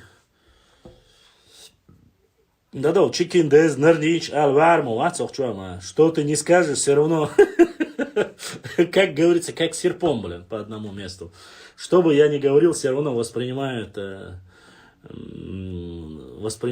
так. Башлам. Эльсанов пишет, что провокация между Губашем и Шамилем произошла из-за неправильного перевода сюлинца, за что Губаш его ударил.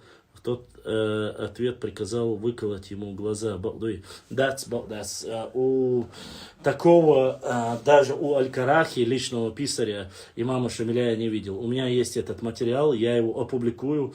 То есть это личный писарь имама Шамиля, и он, конечно же, такое не говорит.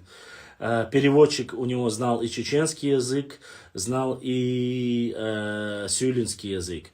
Так вот, не знаю насчет перевода, когда ночью вырвался Губаш, первым, когда он ринулся к этой кровати, кого он зарубил, чуть ли не разрубил напополам, был тот самый переводчик. Дело в том, что у камина, так называемого, у печки простыл имам Шамиль, он лег туда. Поскольку Губаш был ослеплен, он ринулся на гостевое место, и первое место, куда он рыбанул, это было вот место, где был переводчик. И он чуть ли не разрубил его напополам. Башлам, есть же память отцов. Есть память отцов. Это к чему сейчас ты, Башлам? А нарнийцев в древности называли чикиндезами или покемонами? Нарнийцы, покемон современный, чикиндезы, нарнийцы, я считаю, я решил. Прошу всех нарнийцев, прежде чем опубликовать обо мне что-либо, что-то, сначала дайте мне выбрать фото. Вот. И Расколов, там было 2 переводчика с ним, он уже 2 было переводчика. Я не знаю, вроде бы там был 1 переводчик. И за Асламбека и Русланбека донатишь... за Асламбека и Русланбека донатящих стаб. За Асламбека и Русланбека донатящих стабильно, наверное, хотел написать брат Хасан. Вот такой донат он прислал с сообщением. Нет, там переводчика 2 тоже не было. Я не видел, честно сказать. Эту версию я не читал, амин. Если бы я читал, я бы сказал... Ассалам алейкум, Ижрия. Ва алейкум ассалам, Умар. И вот так вот дошел. Я скину тебе, как только прочитаю все. Окей. Хорошо. Губаш Гухоевский ца нохчи ломхилов. Элахалейк онах. Везом цевези духобочан. Якобы он был язычник. Дейлда алей визи нохчи. Дейлда халак. Сун лично дух везкой. И онах var, и нохчи var. Лом дуй, нохчи лом. Джак тер будет. Кантхалей хива. Дал сидуэл нохчи он хваши. Массера. Массухена хилмел был нохчи он хваш дал сидуэл. Нохчи цихал эйбин больше дал сидуэл. Кечерем и чуешь баса даясон бирбарду. Шейн ла виза, шейн цала виза ма виза, шейн ду агица исон. Но нохчи он хвай бой. И Аллах сейду аль сервисінде.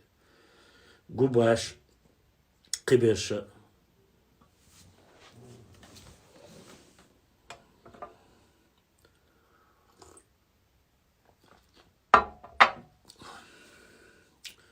Ушурм, Губаш, Бойсхар, Бейболт, Телхиг, Батуко, Шуайб. Я мукрент хилай хилмая. Он хвай хилаун иш. Шедашти ачак бол. Ну, цатберш язош барсуик турпал Губаш якобы динт иец эль шамил вен ирцот эце ятир бошиш цаал амил шеш баришм балтун шук.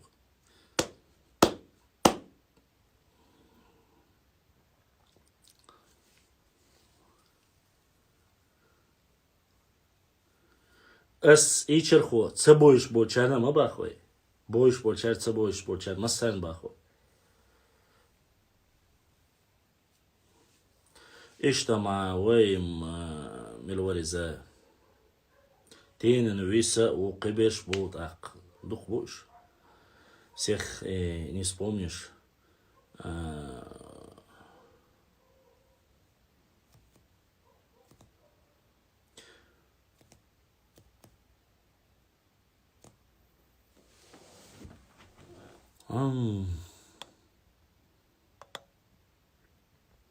Нохчи асы вахт мацабах и язюрбас. А еще говорилось, что Шайб Мулла Шейчер. Вот послушай меня. Шейчер, вина, цавина. Я тебя не обсуждаю, за что убили. Свои убили. Чирхила, цахила. Со ихум штуючу, да, что дух дахаш. Свои сделали, не сделали. И вай рук дать свой. Вай цеюешум, дух дуется. Вай цеюеш долг, амилаш дух давай. Цеху чуна хаид гарч цеюеш долг, амилаш дух давай.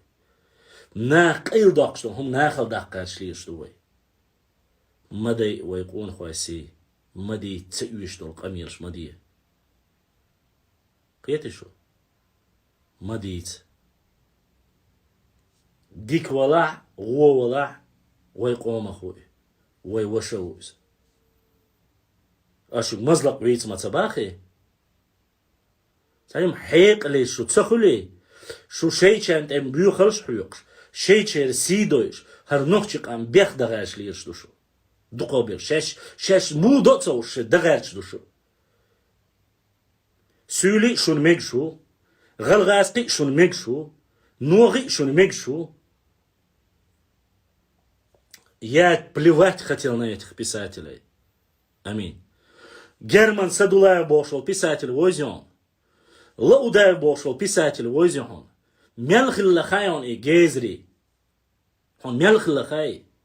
Сатан да тюшел дац уж цин буал. Щекам эцуал цадье зищец. Правду же надо говорить, эту правду надо говорить, другую правду надо говорить. Я не тебе это говорю, Амишка. Я это говорю тем, кто это делает. Я прекрасно знаю историю. Сон Йоуз Майози. Мадаиш, вай кома си мадаиш. Дейлдаш мадай, вай кохш. Вай вах багдик алма дьези, вай хер алма, вай соберди, йоу, соберди. Соберди. Багдигам диц. Allah делвачун цеха. Цухаяна хил динвисин цават. Достоверно и передать-то багду дать цеха. Сун خزشون دق حقك نعرت ايوغن ويوز دعواتن خلي هنيادن هونكش ويتني هنيادن شيتشو ويني هنيادن قدك ديني سون اشال темнаш сун خزئي. Я слышал это. Бойс харахляц хезе, шуайпах ляц хезе, телхигах ляц хезе, батукох хезе, саадуллах ляц хезе. Сун сейх ляц мяла гохум штуйцаха и багдал адацаха. Шун шейх ляц мяла харцу яснаха, шун и багдал адацаха. Амма вай бошты куду. Если и уркил хари, если и мазлак санхилли хари, и мостагу эрдар вай қоман. Ахилли и нах вай қоман мостгай. Талхик, батуко, кивик, шуайпа, бойс хара, ушурма. Хили вай қоман мостгай хилиш. Цахилла. Он багдик дисла, изже орцу, тапа орц чермоёх алиш ятсам. Иш вай қоман мостгай хилиш, алиш ятса иш хилар. شيخ مرزا أكوتكي شيخ مرزا أكوتكي أقي شيخ مرزا خلي وين وراق تسخلا ديك نقدينيتو ديك نقدينا هو نقدالتنا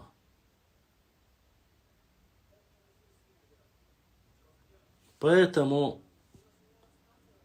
شيخهم نخ شيخهم وردية شيخهم حلقيب ديك نقديت هو نقد الله حنديت. Сейчас я перезагружу эфир.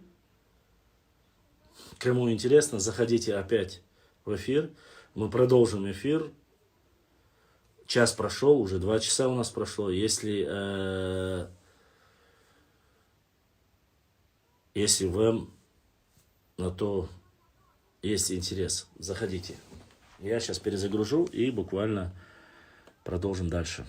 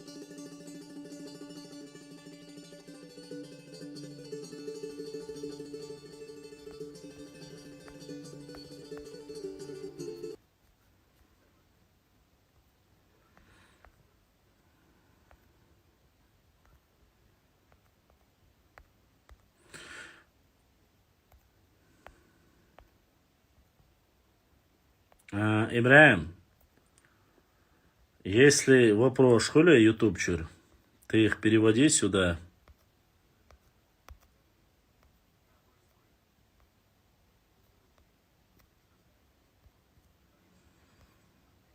Если есть вопросы. Потому что как-то неправильно будет, если наши братья с Ютуба донатят и вопросы не отвечать, это неправильно. Сажим от социальных хакта, что да, еще можете задавать. Цаха сон Европе, не шбуй эфире, айбаци сон цаха. Кто есть, кто нет. Я не смотрю с Европы, он откуда, я не знаю.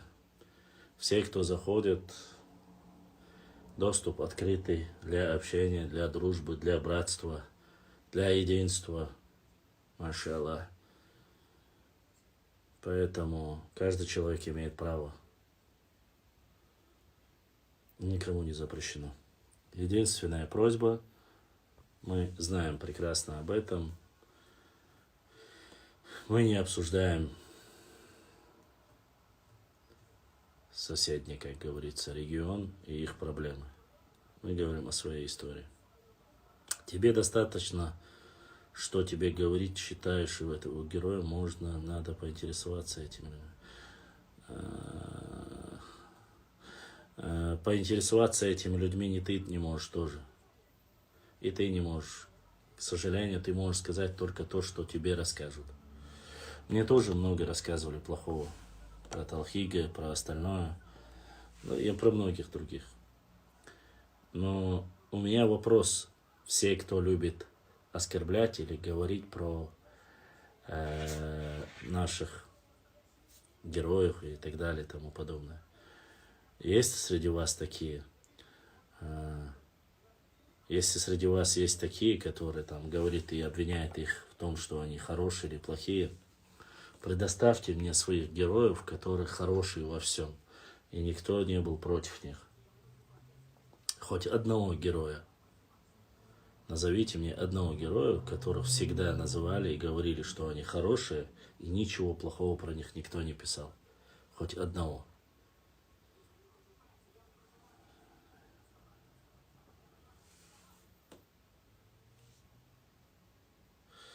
Но, к сожалению, информация, как говорится, информация рознь. Я не знаю. Аллаху алам. У каждого свои герои. Если ваши герои являются Сюлей, то вам нужно изучать Сюлю историю. Если ваши герои русские, вам нужно русскую историю изучать. Вот, там очень много Суворовых там, и так далее и тому подобное. Война, любая война не является ничем хорошим, ни для кого. Башлам, страница одного человека. Она рассказывает про сына первого царя грузин Фарнаваза. Парнаваз. Не Фарнаваз, а Парнаваз. Как он с матерью убежали в горную Чечню, именно Мелхист видел этот рассказ. Да, я видел, я его публиковал несколько раз. И еще раз опубликую, у меня он есть. Сказать, что он именно в Мелхист сбежал, такой информации у меня нету. Но что это было в горную Чечню, то есть Зурцукетию, в горную или дальних кистов, эта информация есть. Вот. Я публиковал это не раз и буду еще публиковать. Да, есть у нас эта информация. Я читал ее. Более подробно, как он потом уже, когда вернулся с дружиной, представителями нашего народа, отвоевал трон, как он помогал многих, расселил. Это все есть, конечно же. Это есть, эта информация есть. Достоверности этой информации, ну, несколько источников есть, но насколько это правда, я сказать однозначно не могу. Это, вот, как говорится, так вот.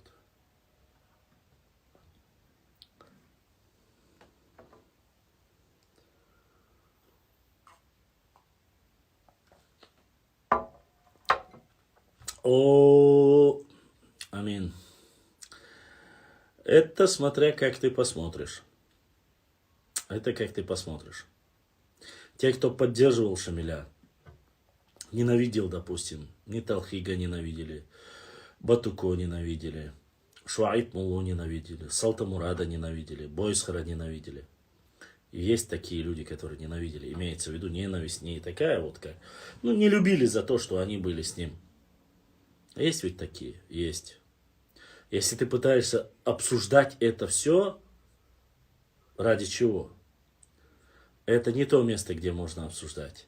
Если бы ты где-то, мы собрались за круглым столом в библиотеке, я бы говорил бы иначе немножко. Но это социальная сеть. Это доступ во всем мире.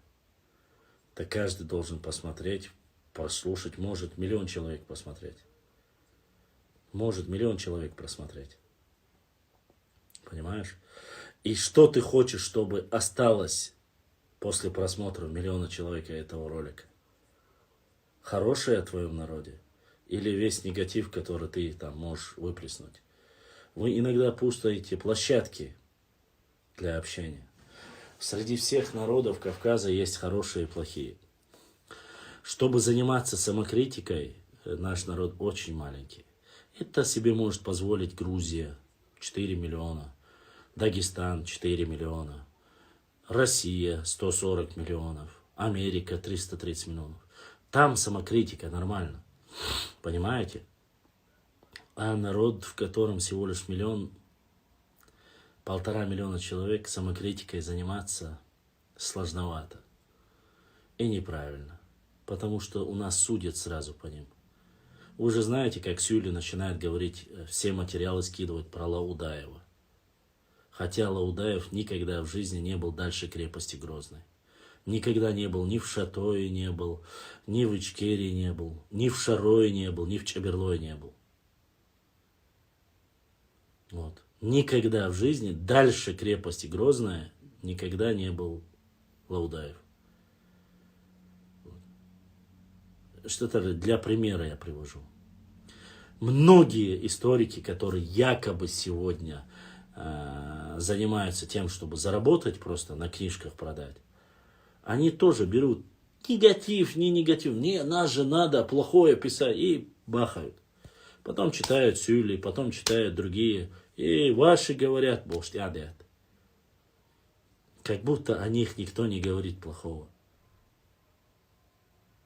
Как будто о них не говорит никто плохого. Конечно, говорят. Конечно, говорят, понимаете? И у них есть плохие. У любого народа есть плохие. Есть герои, есть антигерои. И вот, я хочу, чтобы вы понимали, я начал свой эфир, первый час, я начал с того, мы своего никогда на пьедестал не возводим. Никогда. Чужих, да, своих нет. Губаш для меня герой.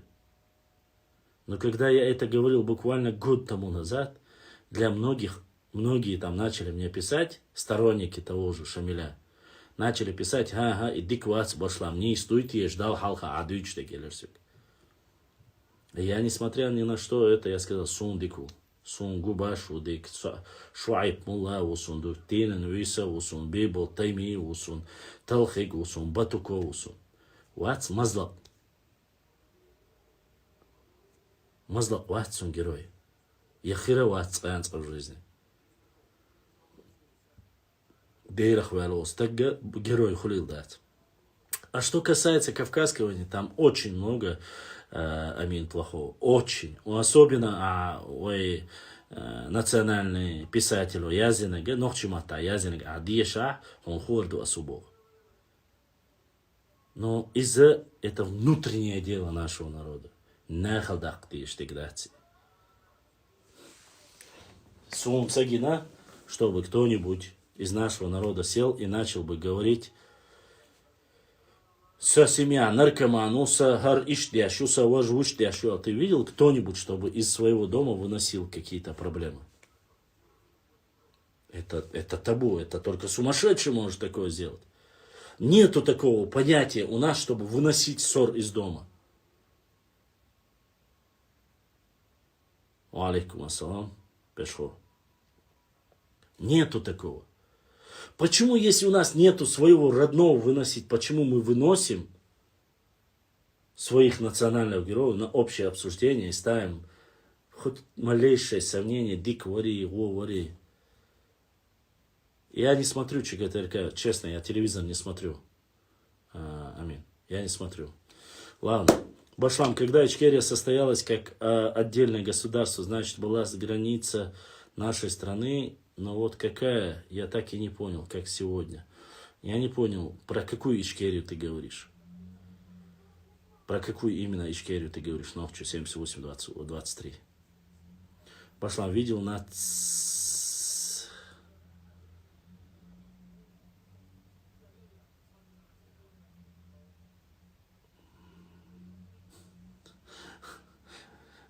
Я вообще никого не называю.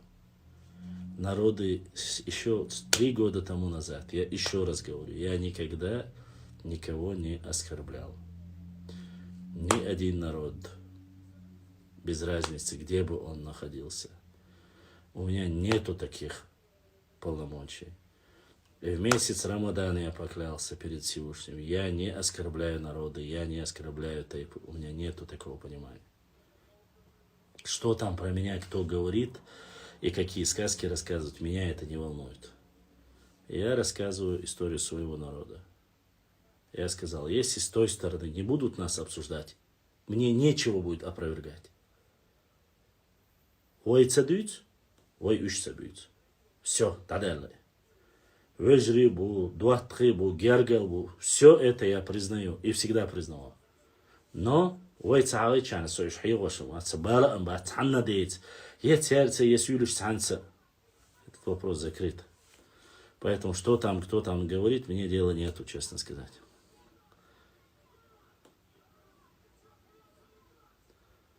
Башлам всегда говорит корректно. Наш Барсдерес. Спасибо Софику. Огромное спасибо, сестра. Почему я не вижу Софика? Не знаю, почему ты не видишь. Почему мне некоторые пишут сообщения, которые я зачитываю, вы не видите, я этого тоже не знаю. Это уже, как говорится, не ко мне.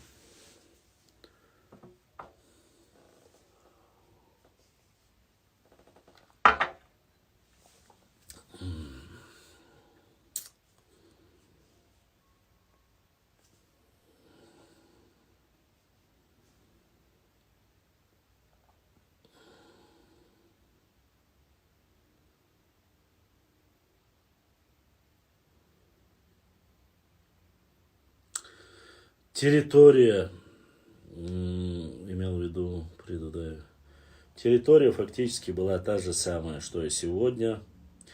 Кроме куска, который вернул обратно историческое русло спикер парламента, касаемо Кизлярский кусок, который полностью восстановили, возродили, как он был в советское время. Вот и этот кусок восстановили. И спорная территория была по границе с нашими западными соседями. Вот. Этот вопрос решили в 2018 году. Спорную территорию оставили за ними, поскольку мы являемся братьями. Глава нашего региона. Все, этот вопрос закрыт, там больше обсуждать нечего. Все, что наше, у нас спорная территория, которая была по 1934 году, оно его братским жестом оставили по ту сторону. Все. Этот вопрос закрыт. Дальше.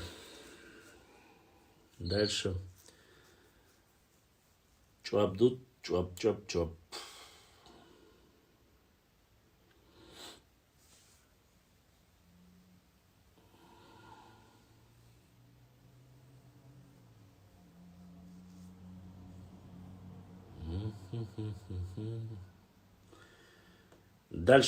Дальше вопросы.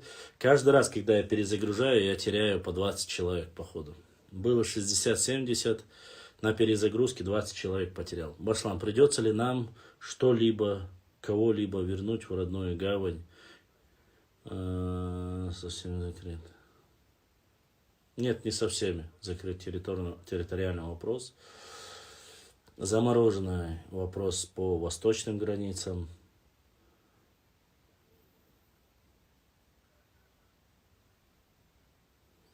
В Баксане что жили? Возможно. Возможно, я не знаю, честно сказать.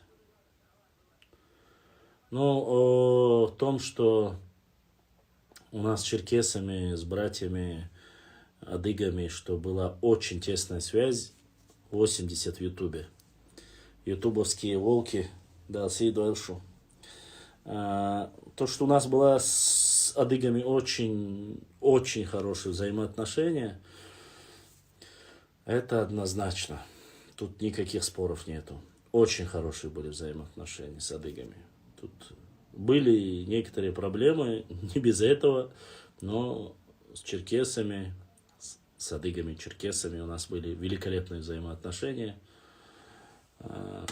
Союзы были вместе, имеется в виду по противостоянию или каких-либо территориальные вопросы тоже решали вместе. Вот. И жили в мире, согласия, ничего такого нету. Но я же показывал вам карту, указывал карту, на котором недалеко под Нальчиком есть селение Чечень. Так вот, как рассказали мне некоторые черкесы, откуда у вас сформировалась эта фамилия, он говорит, что это якобы княжеский род там, что вот он из чеченцев был, якобы, так мне объяснили. Вот с тех пор чеченцев, которые проживают в этой местности, как говорится, решили. Видел, учил про тебя, где он говорит, лорд тебе. Лорд мне, Мухаммад Даудов, то, что сказал, задал мне вопрос, я ответил так же, как и вам сегодня. Я про народы не говорю. И не говорил. Вот и все. Весь который был разговор. Он сказал, если не говорил, все, молодец. Я сказал, что я не говорил и не говорю. Вот. А что касается не обсуждать или обсуждать, еще до разговоров, еще год тому назад мы все разговаривали, общались, и мы знаем прекрасно, что мы сказали о том, что если воедуч сахоли, воебол, что мы тоже ничего никому не говорим. Мы братья, мы соседи, все. Штадели. Башлам говорят, что мы пришли из Ближнего Востока. Вот ключевое слово «говорят». Есть такие суждения, рассказы. Может, кто-то пришел, пошел и пришел. Да, Маас, я надеюсь, что поселок Калинина переименуют в родное название Маас. Вроде бы говорили, что Маас переименуют. Вот. Поэтому ни больше, ни меньше. Такая вот ситуация. Многие названия, Катаяма, Калинина, вот эти коммунистические названия будут менять, и это хорошо, это просто великолепно. Почему? Потому что, должно быть свое родное. Башлам, сейчас чеченцы не очень сплоченные.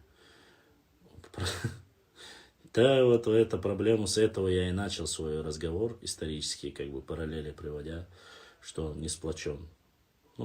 Если спросить, конечно, сплочен. Вот. И все. Как минимум. Вот. Есть ли, нету ли сплоченности, это зависит от нас. Если мы будем уметь. И впервые за долгое время задонатили на наш PayPal. Наши европейские братья, нохчи из Европы, Аллах да сейдуэл, да саэл шайтанил донат. Вот такой вот задонатил наш брат. Да саадуэл будиснег эзершка соудуэлил везендер. Башлам, пусть я никому зла не желаю. Это вот через донат прислали вопрос, Омар. Я никому зла не желаю. Дай Аллах, чтобы каждый прожил свою жизнь до конца, как ему назначено Всевышним Аллахом. Аллахи, биллахи, талахи. Мусульманин не может плохого желать своему брату мусульманину, если мы являемся мусульманами. Собусулбау, сон цанна бусубстаган, ухум халецаля. Я не желаю и никогда не желал, чтобы кому-либо было плохо. Без разницы, какой бы национальности он был. Вот, поэтому я хочу, чтобы каждый знал, что мы будем хотеть. Если мы будем хотеть добро, мы получим добро. Если мы будем хотеть справедливости, мы получим справедливость. Вот. Это нужно понимать. Хучбаров был Сас, Хучбаров вроде бы говорили, что он Уарстхо, я не знаю точно, родословно я не знаю. Как говорил имам Шамиль, нету горы, где возвышают своих героев, и нету яму, где плохих бросают плохих. Ну, Шамилю такому говорить не стоит. Шамиль многих покидал в яму за нарушение правил, так сказать, за выпивку спиртного он сажал в яму. Много моментов. Так что насчет ямы он, конечно же, польстил.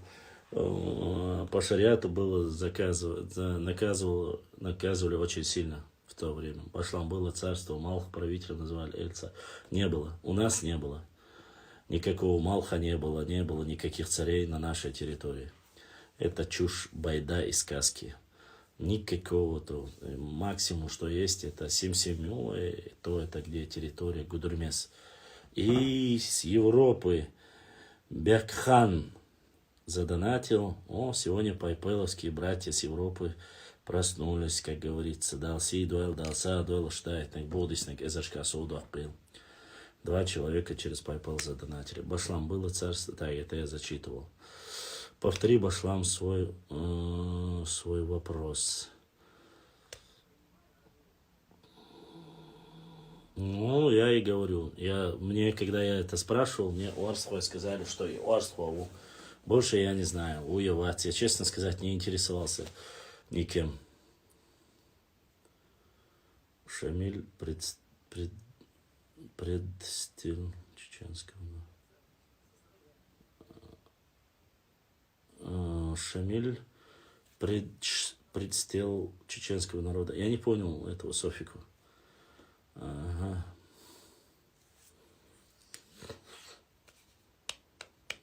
Ну да, как приходит, сразу через PayPal я сообщаю. Башлам, так восточный территориальный вопрос заморожен, есть ли кто-нибудь? И вы не забыли, что ли? Вроде бы в официальных новостях же сказали, Дагестан заморозил этот вопрос, когда председатель парламента Чеченской Республики заявил о том, что готов хоть 12 часов ночи решить вопрос, встретиться, обсудить наши восточные границы. Этот вопрос они подняли сперва панику, и потом они сказали, что этот вопрос заморожен. Насколько заморожен и когда, я не могу сказать однозначно. Поэтому надо, как говорится, это спрашивать дагестанцев, наверное. Я не знаю. Но я точно помню заявление Даудова. Он сказал это. Вот поэтому нету никакого древнего войнахского. Никогда не было такого государства. Войнахского государства не было. Еще раз повторяю. Термин войнахи введен в 1928 году.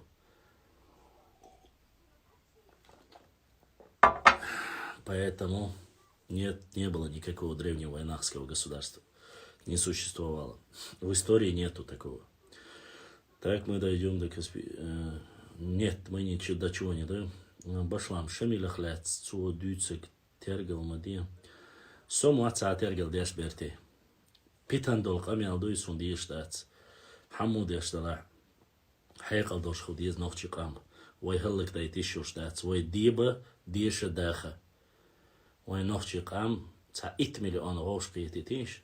Цен нохчи рош приетитиш. Десер. Малак дайтиш вой. Провокациш маетит. Айгама дайтит. Вой ца юшвац. Никто нохчи кома нохчи каме бекарудат. Яцкая каринадат. Хума яц, лево, право, нету ничего. نخشي قوما نخشي قامدو. Allah дальше инхиетом слатва что. Все. Вась, мась, тут суд нету ничего такого. Баслам, можешь поставить его здесь на 11 минут? Нет, не могу поставить, потому что во время эфира, как я поставлю тебе эфир 11 минут, его нужно скачать и только потом поставить. Прямое я не могу сделать. Не перевернется. За 1 миллион ложку эти тысяч. Ночи просто 1 миллион ложку эти тысяч. Аллах дуахды юхшиб. Мадириш питан юхимаваш. 4, почти что 4 тысячи шеймах дабан кегер хуай халак биной. 4 тысячи. Молодой кенты бонуш дюзел хирбош. Ди при ялах ит дюзел хирбош. Хорани умножить ча. Хаусиш 40 тысяч махулуцуна. Цац бейр цер хилша. Махаллак дайт вай нохчи қам. Маъяг дайт вай. Яшин, милашин, матрёшин, петрёшин. Маъяг дайт. Вай чод ваш маэлня. Абу, قاعدة دير مدوي. اشتغل ديز بوش. ماليه. شيخ أومن ماليه. شيخ أومن ماليه. شيس وي سي مداي. موخا ولا صنوخشي وي صندوق ويزي. حيتصاقاش ويتصاح ويغوش قياتش خينا. تسيقع نيسو وييدو. أقي سيولي ميولي تدا سودا زرت برت نادا. نوخشي قومن نوخشي قون خواي نوخشي يجري. Все, نوخشي چو. قي اوه شوندات. قي اوه شوندات. وي غوشر سقية تتلاقش. وي نوقي بيتناشتوش. وي نوقي تسع اوش وج اوش.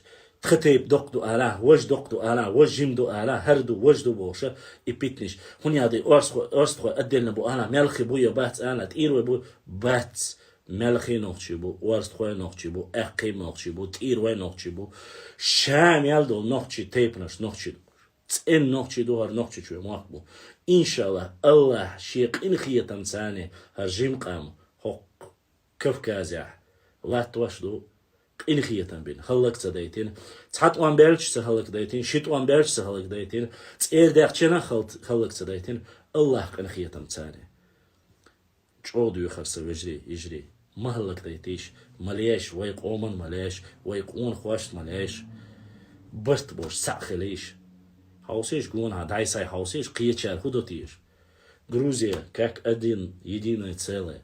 Адыги хотят объединиться, черкесы, мы единое целое, Боже, аж был. Даже разные Дагестана, когда вопрос касается нас, они объединяются сразу. А где мы? Вой хундиек лошту. Вой хундиек лошту. И цакията.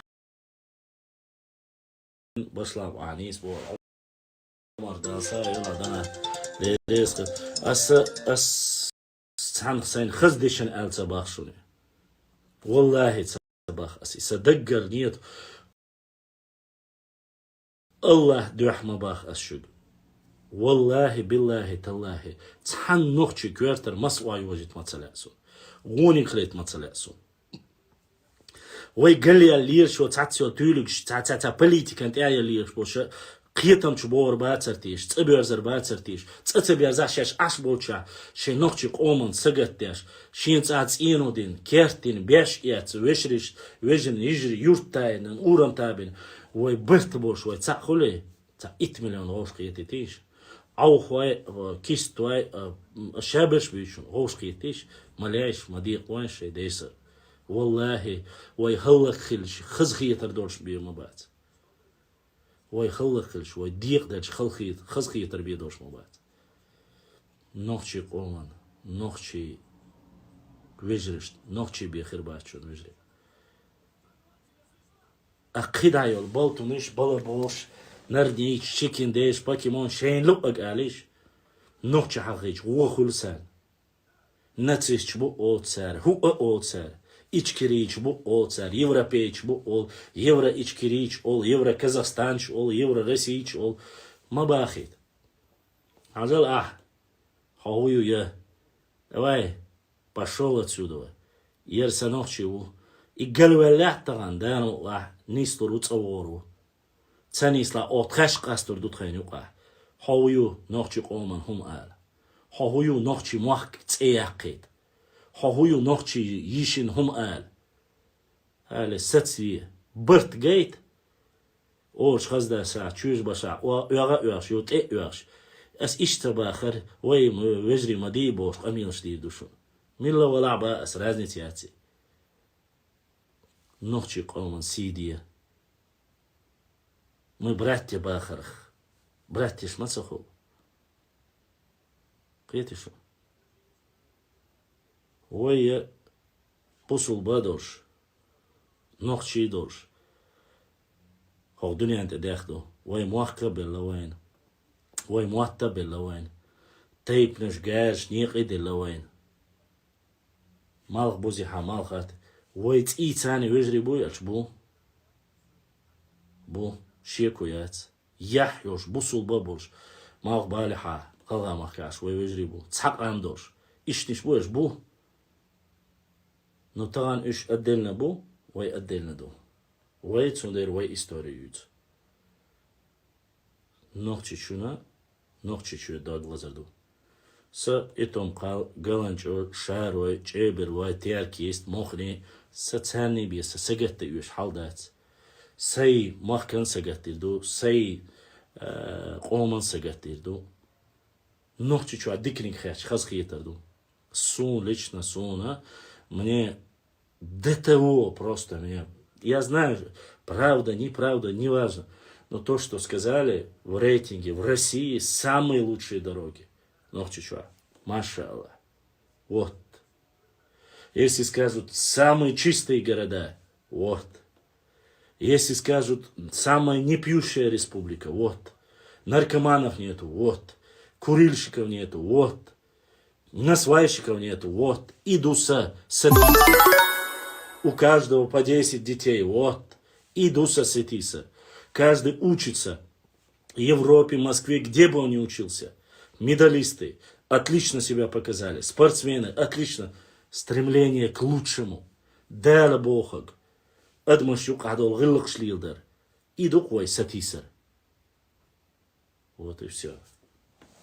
А остальные какие-то внутренние, про наши тейпы, Шатойский и Томкалинский, это наше внутреннее. Поэтому хауи ан шуйтер тейпниш хакер дудац, шуйтер тейпниш хак вай них вай пхам твай ворен твай ваш твай тумс вай мерж вай шабеш уж сацэн нохчибук. Шей махка ашбу, шей ца ашбу. Цэцана дабона бац, цэцэдиница динадац, أقتغنا تحويوتو شلو لوسش إقاميش يشوال شو تيش ويشتات إزر نشكا إشويت موخلر بياش شار موخلر بياش إتنقان لرياش قلنجج لرياش مخني لرياش تياركيستي لرياش دق أحمدو ويخلق ديلا حسن دال سي دويل حسن تير آل إش داناتياتيق أصلا بيكو Асланбек Далсаев Хаданахта. И, если я не ошибаюсь, через PayPal пришел. Да, через PayPal еще один брат задонатил. Аллах Далсаев, донат дал духуахуэл. Болдисник эзершка соудах кирвазиндейр. Аллах сидуэл Европе ашбол вижриша, она осталоч мелбулчайна дал сидуэлшу. Разница ячуной. Кезгмез гуми бията. Ага, кофе ятуша. Ойшига борз. Хар. Мутту коя.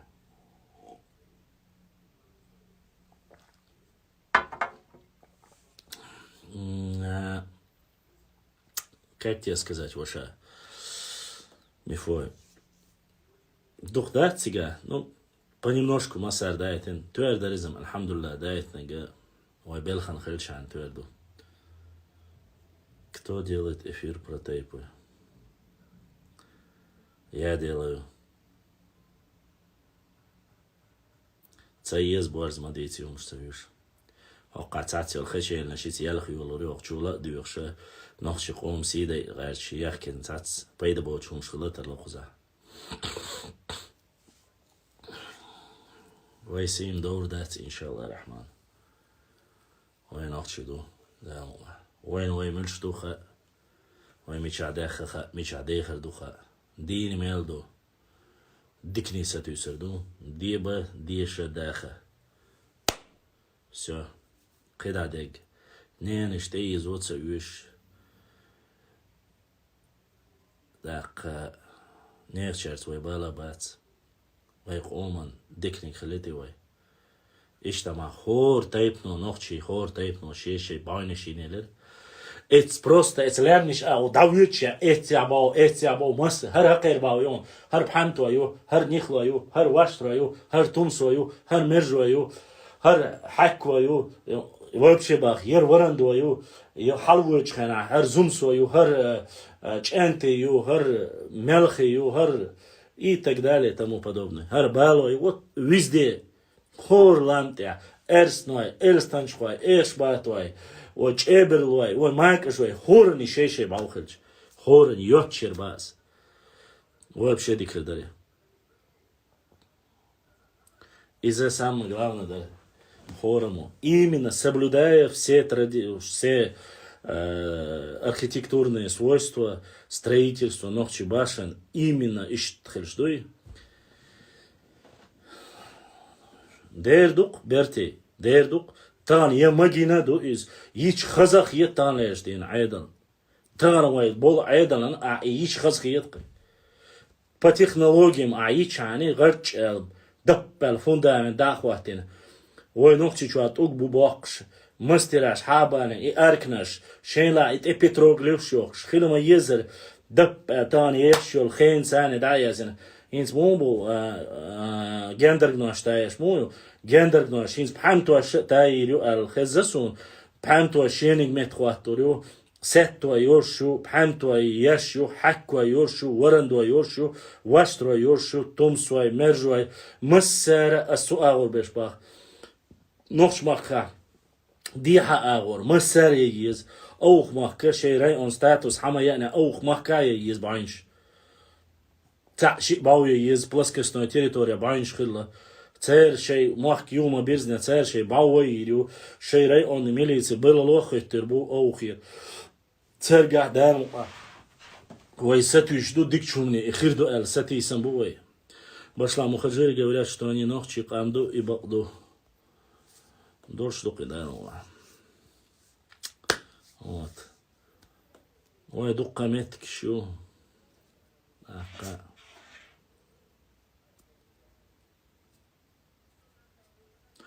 Про это русское эфирю загрузить и на уже.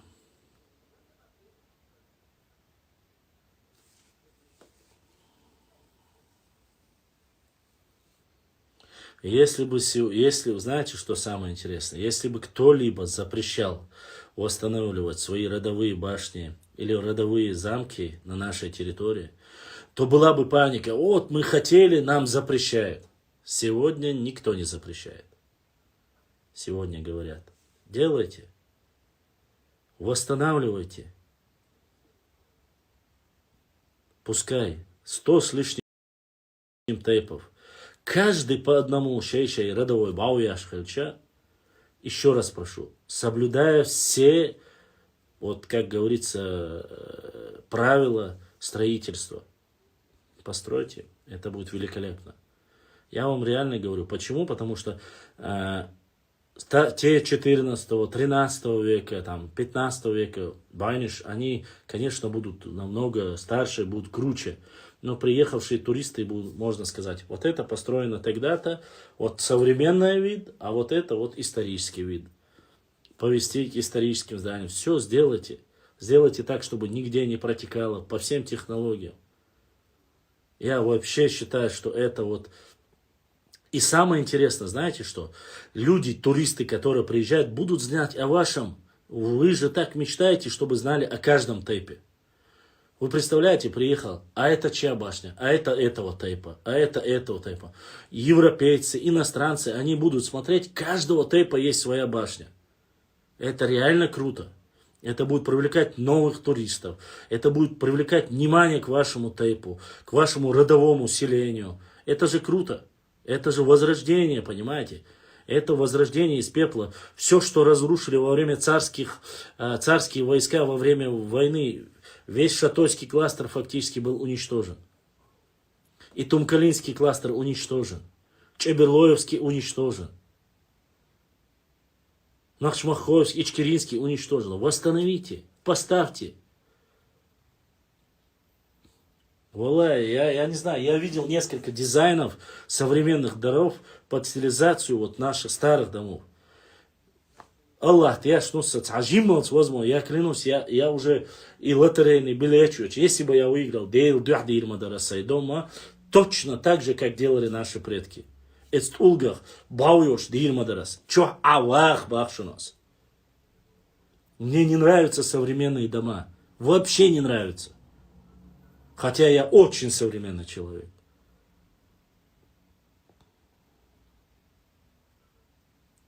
Вот это самое главное. Мечеть это хорошо, но башня должна быть.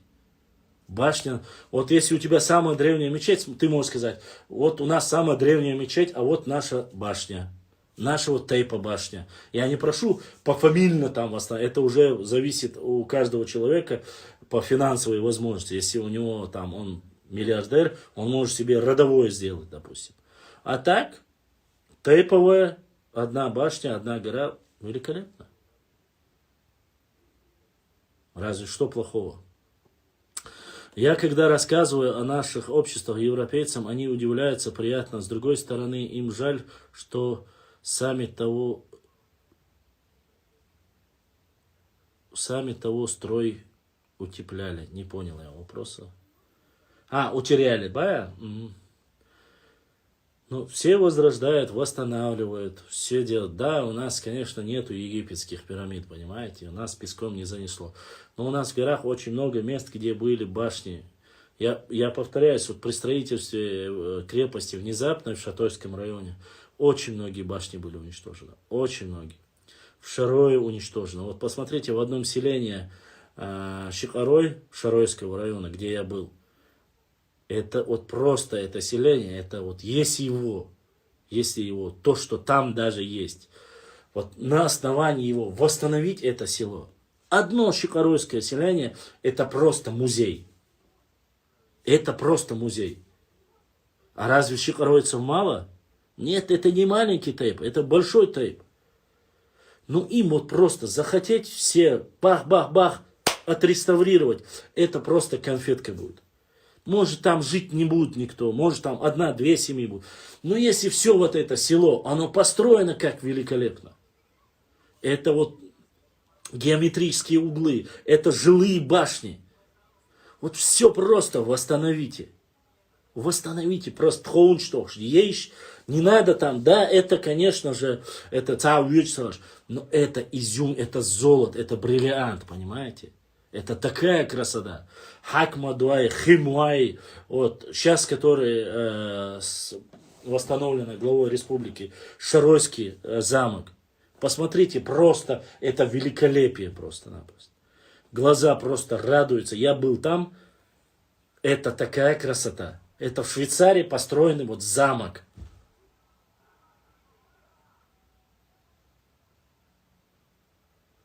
Конечно, Берти, это тоже, как говорится, это тоже круто.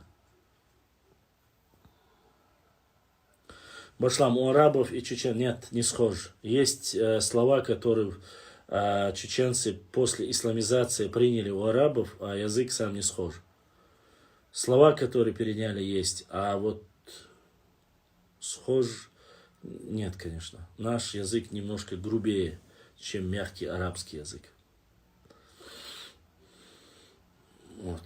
Поэтому идей просто уйма. Просто уйма. Вот горные части, вот эти наши Чеберлоевские, Веденские, Шароевские, Шатоевские, Итумкалинский, Галанчожский. Вот сколько я их перечислил. Чмахковский, 6-7. Просто восстановить дома, башни, чтобы пчеловоды туда поднимались, чтобы туристы там жили, чисто соблюдая. Нарушил, оштрафовать его по полной программе. Если сделать это просто-напросто, люди начнут возвращаться к корням. И вот эту стилизацию, именно не по стилю вот этой горных башен, горных домов, люди будут видеть это, воспринимать и на равнине строить такие же будут. из природного камня. Не нужно ни кирпич, ничего не нужно. У нас же всего это достаточно. Будет развиваться какая-то внутри, все будет развиваться. Все деньги будут оставаться внутри.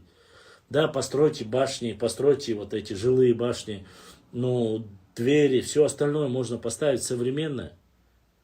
Камин внутри современный, все это сделать современное. Что там, телевизор, не телевизор, это все можно сделать под современную стилизацию. Это просто-напросто шикарно.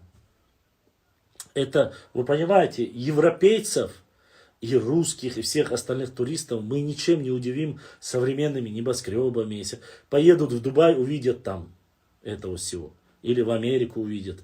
А вот такого, как у нас, не увидят. Потому что у нас всегда были одни из лучших строителей, мастеров, которые умели делать всегда. Оружие, не оружие, кузнечную, одну-две, историческую восстановить. Ну, мало ли чего. Мало ли чего. У нас люди просто-напросто будут делать огромные деньги на туризме. Огромные деньги. Экотуризм, историю. Будут больше знать об истории.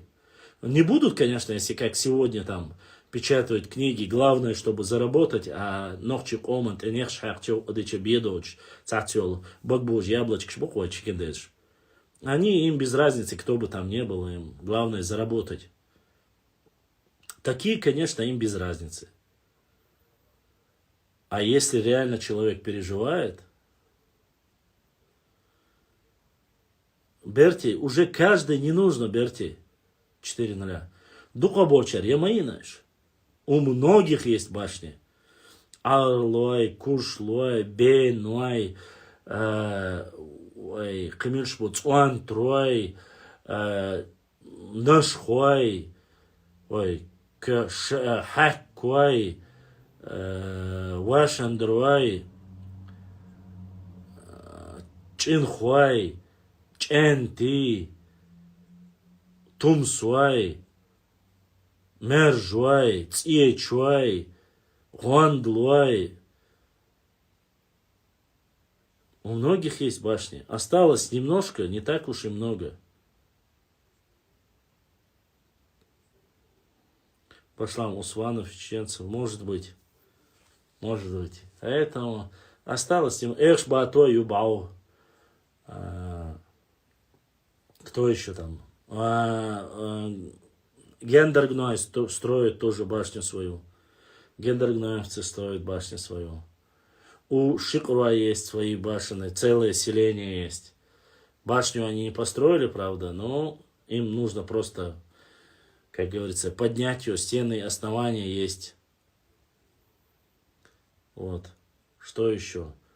Хакмадуайшию, Химуайшию, Садуай Бау. Магжуаю яйца, декцедосон, магжуаю мяцон, или основание мяцон, магжуай. Эхкию, междикду, дышни, междикду, междик халарцатуя, бауич, галай, междикду, баую, галай, галай ахаласо. Кехеню, ночиш, тайпнеши. Баулай, юмячусо, майстуай, хильдиарой, мелхиши юбау. Башлам твоего тейпа. Нет, у моего тейпа в своем родовом селении и родовая гора, где находится, Эшбьетаю, Эшбатой бау.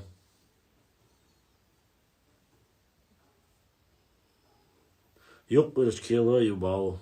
Вот, хачрой, харачуай юхасон, хачрой юбау. Иншалла, пхамтуайс харюхин цер бух карина пхамтуаши. Тирвай баиншама. Дукают ирвай баинш. Тирвай махка дук баиншу. Алрой юбау. Нашхаю алрой бау. Цуан трой ю нашха бау. Садвай бау. Ас дакин дош маду. Чуахил диес. Садвай тайпна лахт язини очиги хаусиш. Хачраем 100% хирири бая. Хирион. ჭენთი იუმეჩუსო, ჭენთი ბაუიოშო. ჭენთი ბაუიოშო. ჭინხვა იუმეჩუსო ბაუ. Бау элчига. Ну, бау гала из да, в принципе, галю двухэтажную. Аларой хилласо. Баинчуа. Но аларой бау дикуду хайшон. Они полностью реставрировали, то есть фундамент, тот, который заложен там 800 лет тому назад. Часть фундамента первого этажа, это старое основание. Цутеолани, уже дальше они построили новое. ჭუნგროი ბაუია ჭუნგროი ბაუსუნ ცეგინა ხარაჩუაიუ ჩერმოაიუ ბაუიუ ელსტანჩხვა ბაუსუნ ცეგინა ელსტანჩხვა ლამბუ ელსტანჩხვა იურტიუ ნო ბაუ ცეგინასუ თურყვაი ცეგინასუ თურყვაი ბაუ ცეგინა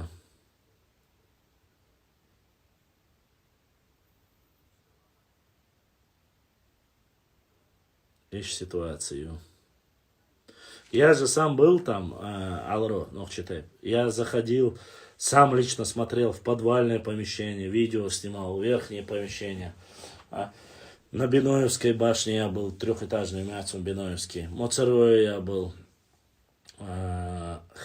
Хил-хахил ласо, чарм-хахил ласо. Вот, наш хамас умеет тахилер мяцусу. Цуан трой байнахилерсо. Вот. В многих местах я прошел.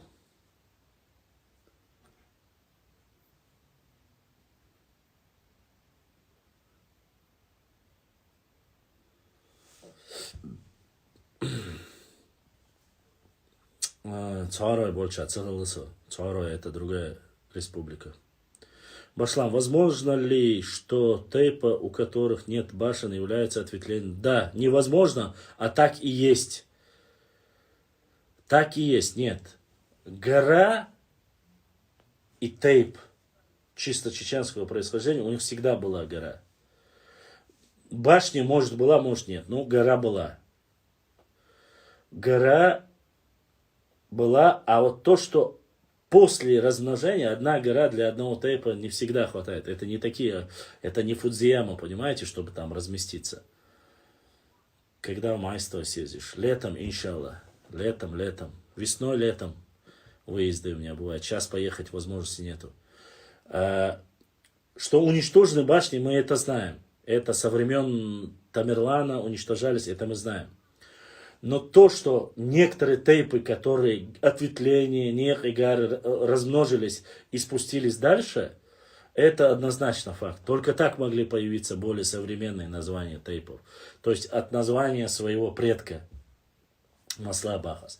А так есть старые древние тайпы, ну и есть уже более современные. Но их называть я не буду. Сразу я вас прошу, ва алейкум салам, сразу я говорю, я не буду. Почему? Потому что на то есть причины. Начнется вот это.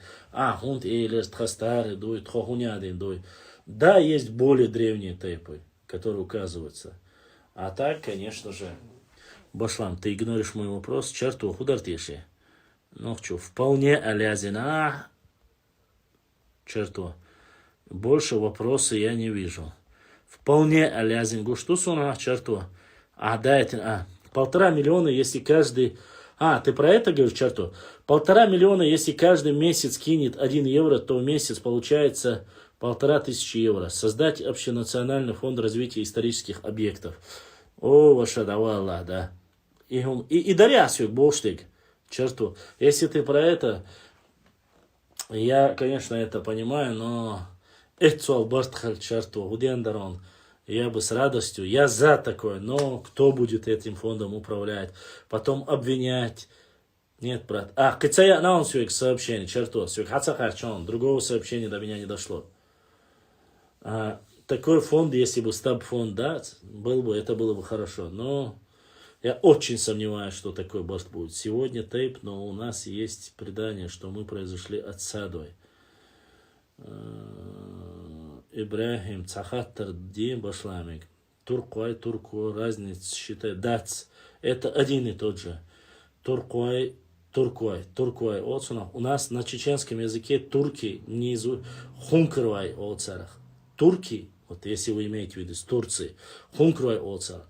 Есть турки-месхетинцы, которые пришли, ой, был, их очень мало, но они есть. Башлам, Асаду, J2, не знаешь, не знаю вежри, я могу путаться, вы по Хрудину обратитесь, кто там Садуай, какие у них, J1 или J2, Сунцаха, что у нас пич путтербать. Но Садуай это один из древних типов, стоит отдать должное, это так. Садуай, Уарсуай, у чеберлоевцев, именно чеберло типа нюка, хатухул нюка, такой варюка, древний тип, что Уарсуай, Садуай, Дака, Варандуай, Галай, Тейпниш, Шир Тейпниш, душ. Ас хахаттан жуап делеко. Варандуай, Ваштрой, Башлам, Варандуай, Ваштрой, это два разных типа, да. Варандуай, насколько я знаю, L3бу, а Ваштрой Цаасун, Ваштрой Хуица, Садуай J1 ба. Садуая старый тайп, да.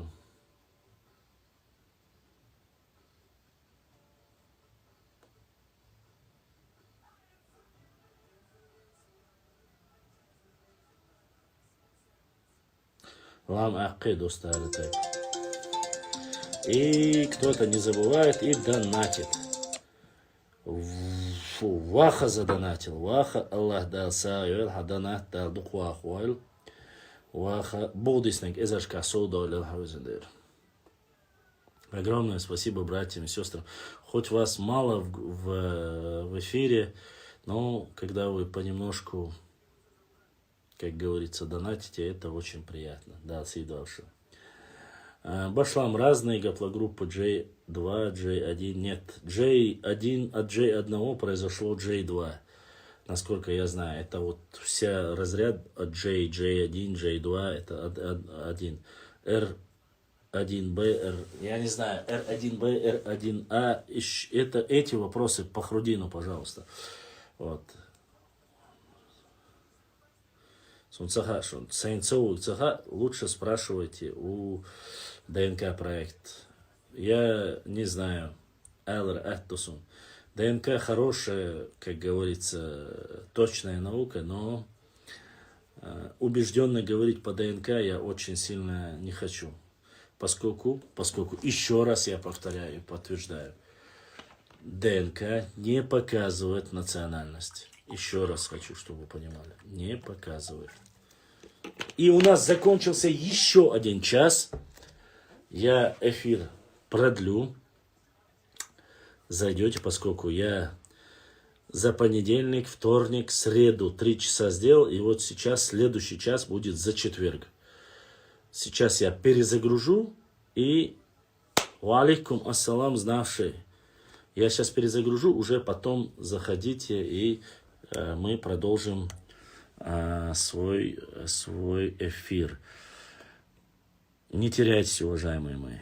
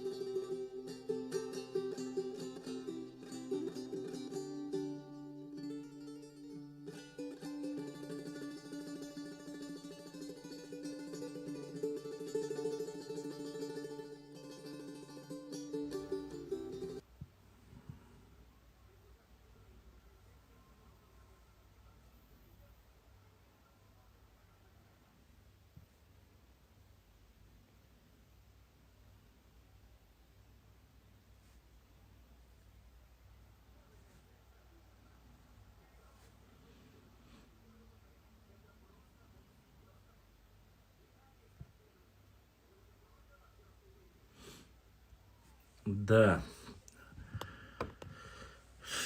Так, брат знавший прислал мне фотографию. Возвращаясь к прошлому эфиру, знавший прислал мне монеты, которые он выкупил. Аллах да сейдуэл. Это великолепные монеты со времен, если я не ошибаюсь, как минимум хазарского каганата. Ну, точности, как говорится, утверждать нельзя. Очень, очень крутая вещь. Очень крутая вещь, то есть, которую хотели продать наши чернокопатели, продать армянам. Ну, без разницы, армянам или кому угодно. И вот наш брат выкупил их, и это, конечно, реально очень крутая вещь. Где-то не одна монета, а там штук, наверное, 10, 15, где-то так. Там хазары и монголы. Это вообще великолепно. То есть это вот реально крутая вещь. И я вот такого... Если я не ошибаюсь, они серебряные. Это реально очень красивые монеты, которые он показал. Поэтому, конечно же, я стал еще больше гордиться нашим народом, потому что такие братья, как знавшие, если они выкупили, несмотря ни на что, он выкупил себе имеется в виду для нас, не дал продать нашу историю. Вот сейчас, подождите, посмотрю, у меня они здесь были или в том телефоне. Сейчас постараюсь пока посмотреть.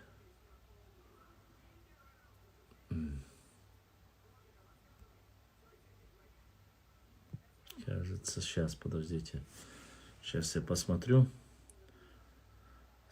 От и Динара задонатила Садойштир Элла. Вот донат от братьев Садоевцев поступил. Донат Садойштир Элла. Дал Савел Садойштира Шудонат. Самое интересное, что я их сохранил. Ну, где я его сохранил?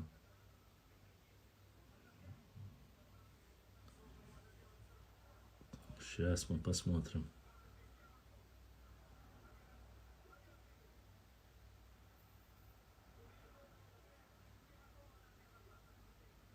Ага.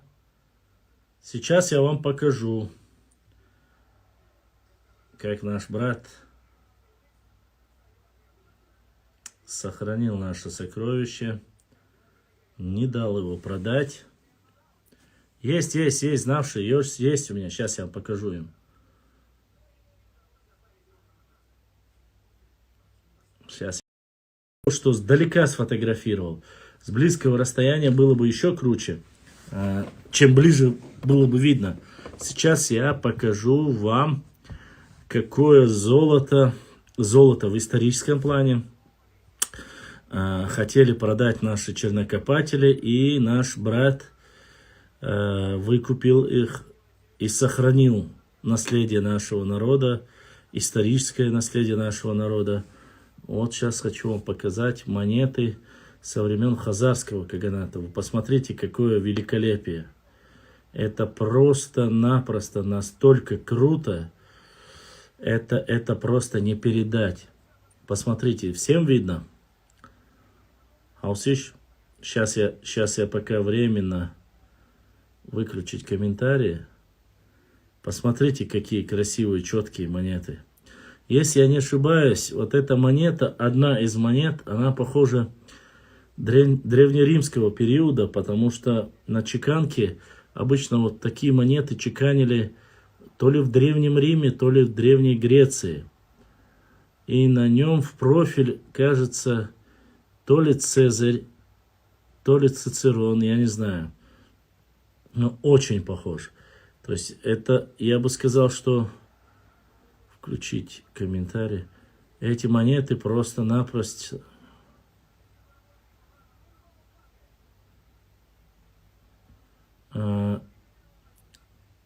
Вот, монеты очень крутые. Ром и Ромуль. Да, там, смотрите, я и говорю, мне, если я ошибаюсь, вот это одна, по крайней мере, несколько монет, это древнеримские монеты. То есть, вот прямо посередине, видите? Я не знаю, чья это, но обычно в Римской империи делали такие монеты. И нет, я не думаю, что в то время философов чеканили на монетах. Это маловероятно, такой особенности. Вот. Но что бы это ни было, брату Аллаха дал сидуэла, Хил за то, что сохранил вот такие исторические монеты, которые были найдены на нашей территории. Это просто-напросто реально очень круто. Реально очень круто. Я понимаю, что это тебе обошлось недешево, но все равно ты сделал очень хорошее дело. И будем, конечно, одну дам тебе в подарок. Если не дашь, брат, просто так не говори. Если сказал, то сдержи свое слово. Если подаришь, я обязательно сохраню ее и буду всем хвастаться и гордиться тем, что вот посмотрите на исторический артефакт, который найден у нас. Бывал ли ты в Амке возле Ялхарой, если там остатки каких-либо строений? В Ялхарое я бывал, но остатки строений не находил. Какова их дальнейшая судьба? Дальнейшая судьба их пока у нас дома, и они больше никуда не уйдут. Никогда в жизни, знавший, никогда в жизни ты не увидишь того, чтобы я кому-либо, что-либо принадлежащее, найденное на нашей территории, продал, этого не будет. Никогда. Я бы себя после этого не считал бы даже, как говорится, представителем своего народа. Такие вещи не допускаем. Поэтому о продаже и речи быть не может.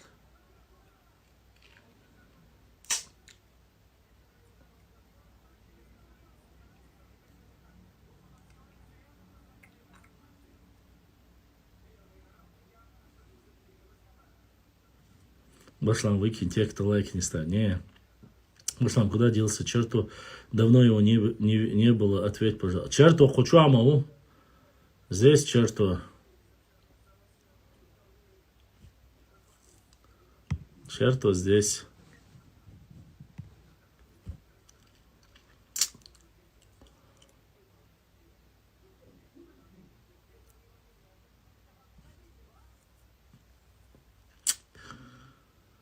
Выкидывать никого я не могу. Хокаук черту.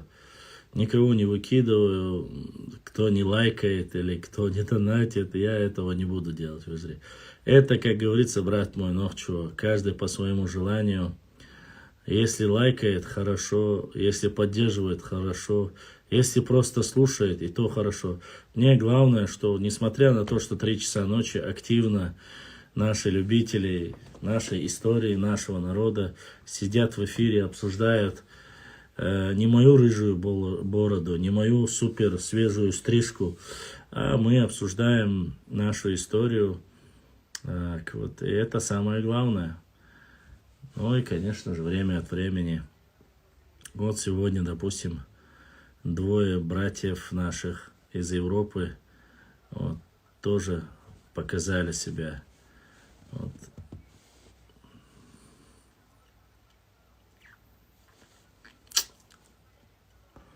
Он был там, где он был.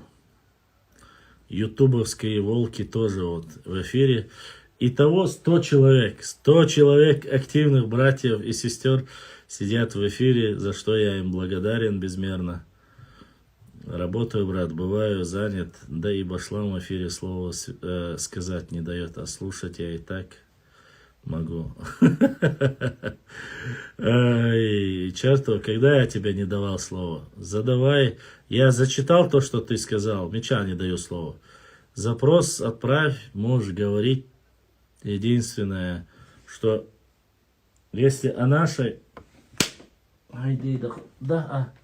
Если о нашей истории, о наших горах, пожалуйста, говори сколько угодно. потому что так надо было, суетолог. Никому ничего не запрещено. Главное, что мы говорим о себе.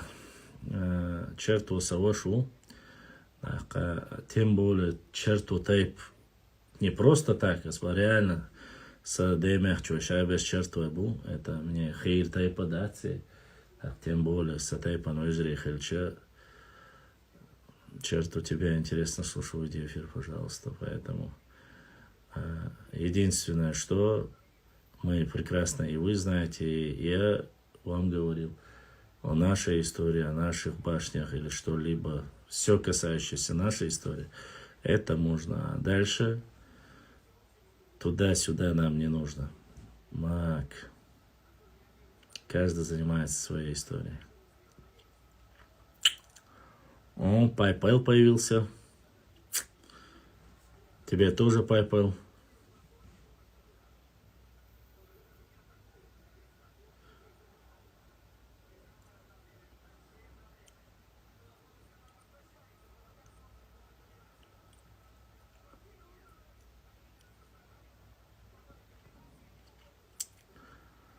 Ну, почему? Я не смог выйти. Когда я там вторник, среда, 3 дня меня не было в эфире. Почему-то начали говорить какие-то сказки, байки, что мне там это запрещают, то запрещают, эфир, яц, башлами, кори, вожи, бош. Цацхачельныш, хамил. Сейчас нет, просто у меня были свои проблемы. Вот, и с телефоном проблемы были, поэтому не мог выйти в эфир. У меня и сейчас большие проблемы с ним. Почему-то он звук не держит или плохо даже отправляет. Но да ладно, это все техника, как говорится. Так, состоится с проблем. Вчера не мог из-за этого выйти в эфир. А так никто ничего не запрещал. Мы всегда на связи, кто пишет. И я просто даже не успеваю. У меня столько материалов, которые нужно опубликовать. Я еще пытаюсь, чтобы у вас как-то вот привлечь что-то юморное, закинуть, что-то вот по-любому показать по максимуму все, что можно показать.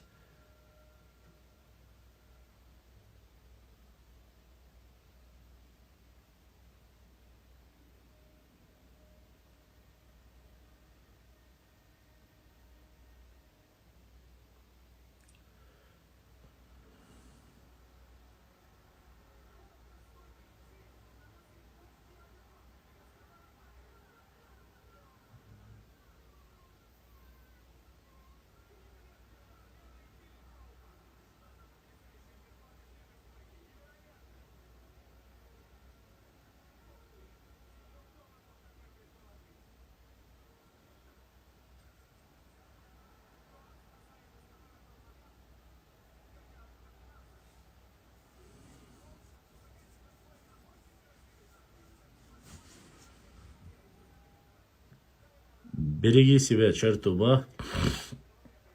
Аллах резхил.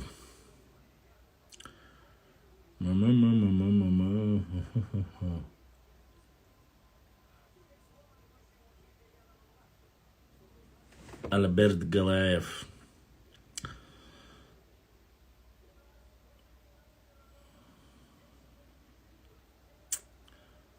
What? Шимаев, черту, what?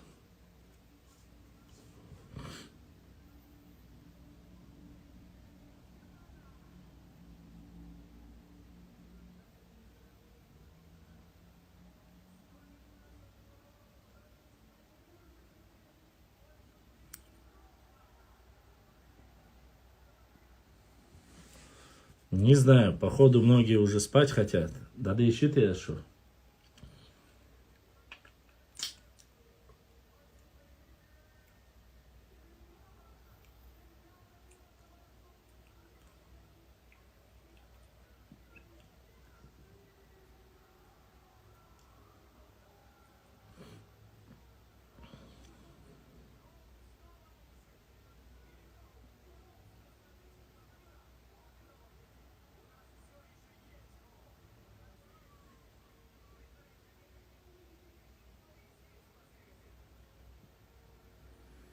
Галаем духбу галаб духбу галай.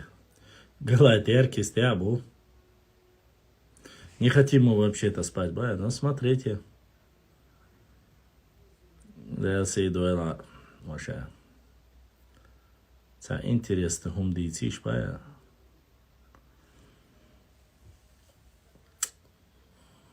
Интересно, уме. Знаете, что самое интересное? Что когда ты смотришь в зеркало, то моя борода очень даже сединой есть. Я на днях тебе скину старую карту, мне обещали достать с архива. Знавший ты, я тебя все больше и больше начинаю любить и уважать, братуха. Карты, артефакты, это все мое, это как бы, я без этого никак не могу, это очень сильно нужно. Это наша история. Есть много что рассказать в эфире интересно, но как говорить, стесняясь. Стесняться не стоит, если это про нашу историю важно. Вопрос, Башлам, какой район в 1800 годах назывался Грозненским? Района в то время не было.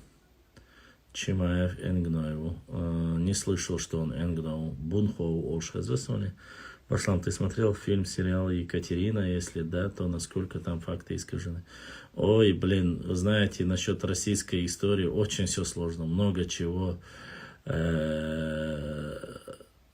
искажено, но я влазить, как говорится, туда не могу. Мне обещали нарисовать бая. Не, нам рисовать нечего, просто алро, это вообще какой район и в 18 годах, то есть в 18 веке называли Грозненским округом. Я не слышал, чтобы такое в 18 веке называли Грозненским округом, честно сказать. Грозненский округ можно ли назвать в 18-м? 1800... Как можно называть, если Грозный основали в каком у нас году? 1818? А ну, в каком году основали Грозный? Давайте вашу память напряжем. Какой год? 1800? Ну, хорошо, я вам подскажу. Грозному 204, кажется, да, года? И правильно, 1818.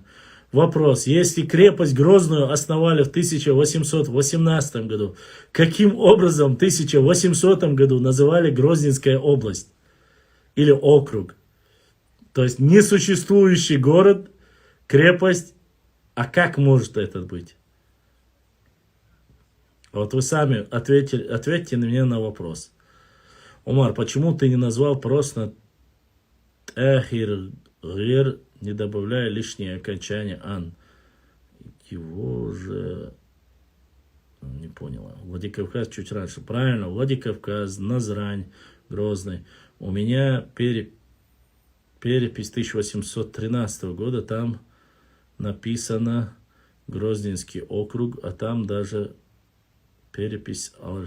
Ну, как 813 года, еще раз тебе говорю, если в 1818 году официально Грозный был сформирован, каким образом может быть Грозненский округ, который твоя перепись не 1813, наверное, а 1913 года? Может опечатка, может ошибка. Но в 1813 году не было никакого Грозненского округа и быть не могло в то время.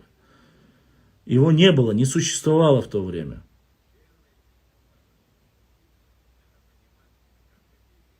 Поэтому нужно понимать это.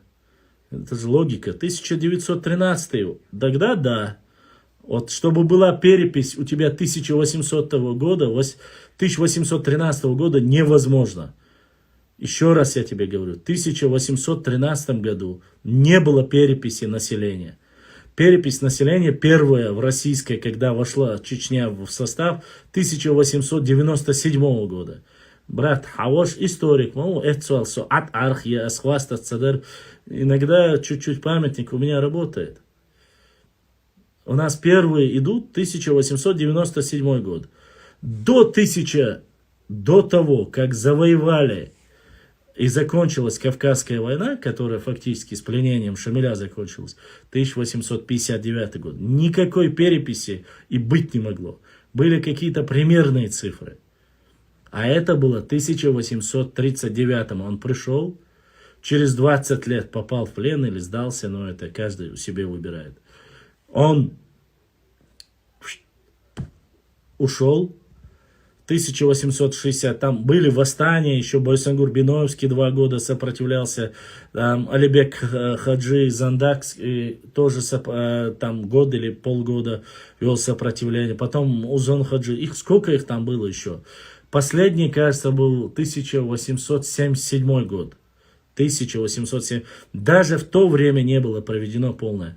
А перепись населения, более точная и правильная, полная Российской империи была в 1897, если я не ошибаюсь. Башлам, при съемках сериала «Шамиле в Турции» обязательно должно присутствовать наши представители. Дальше не проморгать. Я не знаю, кто собирается снимать, я не могу сказать. Ибраим, я ему книгу покажу. Еще раз говорю, если и есть, то это ошибочное.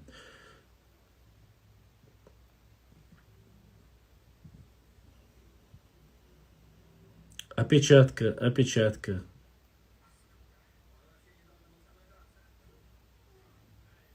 Башлан, тебе надо к эфиру подготовить. Опросник будет интересно. Вопросы по истории, по датам и так далее. Но не всегда у меня есть тептер о чеченском котле, то есть о нашховском котле. Пишется только не по датам. Башлам Тесаев Амин, историку или самоучку. Я не знаю. Академия наук он.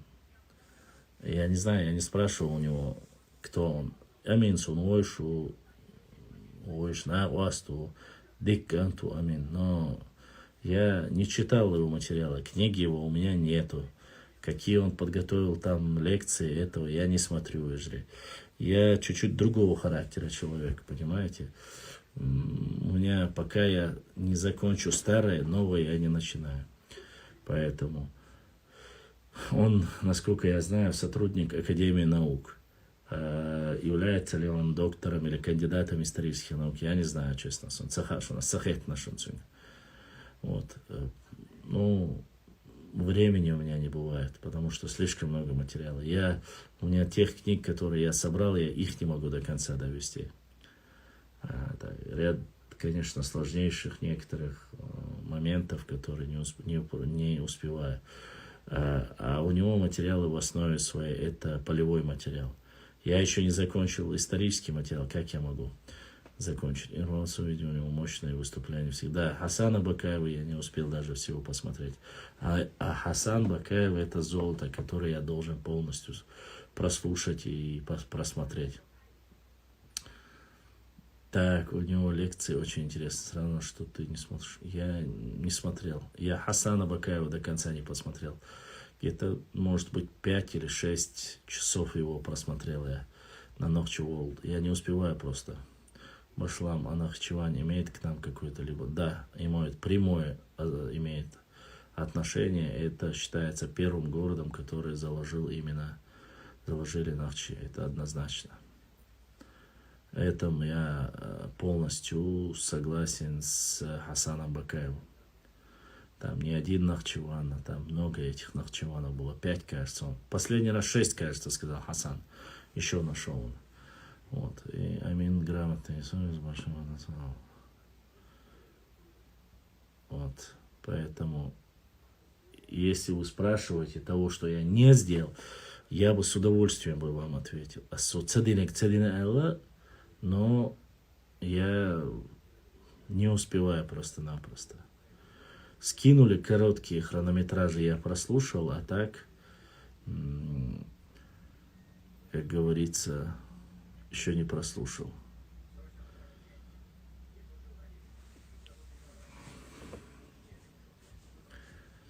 Если бы я все успевал, уже есть ряд больших проблем, маленьких проблем. Мне еще, как говорится, надо на что-то жить, пытаюсь как-то что-то, да, их конца их заработать, но не всегда получается. Если Нахичеван имеет отношение, то получается армянами имеет. Нет, армяне пришли чуть позже, чем там появилась Нахичеван. Поэтому, ну как, некоторые считают, что да, армяне считают, что у нас есть какие-то там взаимная история. Ну, это армяне считают. У нас больше, наверное, с Кавказской Албанией взаимоотношений больше. Да нет, это нет. Может быть, после жили, но не знаю, основателями кто является, мы знаем. А что там говорят армяне? Ну, как тебе сказать? Есть у нас и армянами некоторые моменты исторические. Утверждать именно по Урарту. А так я сомневаюсь очень, что...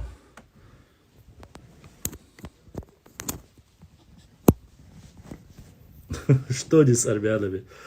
Я не понял вопроса, что с армянами у нас общее историческое имеется в виду урартийцы. Вот после эти территории были заняты позже армянами. Ну, об этом, как говорится, дальше посмотрим позже. Но с Кавказской Албанией что было, это однозначно у нас прошлое, историческое прошлое. Было с Кавказской Албанией, взаимодействия были очень хорошие с Кавказской Албанией. Вот. Что касается Нахчевана, я тебе ответил. Что там говорят армяне, меня не интересует, а вот что Нахчевана, это у нас это однозначно. У нас никак ничего не может быть с армянами. Нет, ну, как тебе сказать. Эти земли же после оказались у них, правильно? Вот это и есть. И так-то у них почему нету? В армянской географии 7 века записано существование государства Нахчиматьяне, которые находились с Центрального Кавказа и до самого, так сказать, почти что до Дона там территория. Башлам, что скажешь по поводу того, что говорит Дмитрий, якобы чеченцы или ночи нигде не... Дмитрий, я скажу, чтобы взял себе в руки, у нас он называется гумган, чтобы пошел, хорошенько себе помыл голову, проветрил свои тупые мозги и передать ему, что Кулумбекашвили или Кулумбекову не нужно рассказывать чеченцам о нашей истории. То, что он знает, мы давно уже схавали. Вот. Поэтому я снял ролик и отправил этому дебилу с указанием, где указывается, кем указывается, географию 7 века, Джавахашвили. Можно посмотреть. Ну, конечно, такому дегенерату что-либо объяснять я не собираюсь. Давно опровергнуто. То, что он говорит, не говорит, мне дела нету. Еще раз говорю. Пускай посмотрит, откуда он произошел сам. Кто его отец там, от кого он появился. Это его проблемы. А рассказывать нам, кто мы такие, нам не нужно. Мы прекрасно знаем, кто мы такие. Вот. Про армян описано в Библии стих Бытие, глава. Башлам. И черто, ответьте, пожалуйста, что вы оба думаете про ковчег Ноха, который изучают Чеберлой. Я там был, не знаю, был ли там черто. Я, как тебе сказать, за энтузиазм 5 Марату бы я поставил. А что касается... Да, с квадрокоптера немножко похоже. Похоже просто. Вот, ни больше, ни меньше. Но очень много непонятных вопросов. Что там было какое-то сооружение, я бы в это мог бы поверить. Замковое типа сооружение, вот что-либо такое. Я мог бы поверить.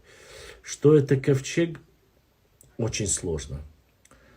Почему есть моменты, которые мне непонятны. Там они уже в то время ушли 29 метров под землю, кажется. Когда я там был, 29 или 19, я не помню, когда я был там. Вот. И я спускался там, смотрел. Непонятное что. Вы, кто не был в Чеберлое, может быть, не знаете.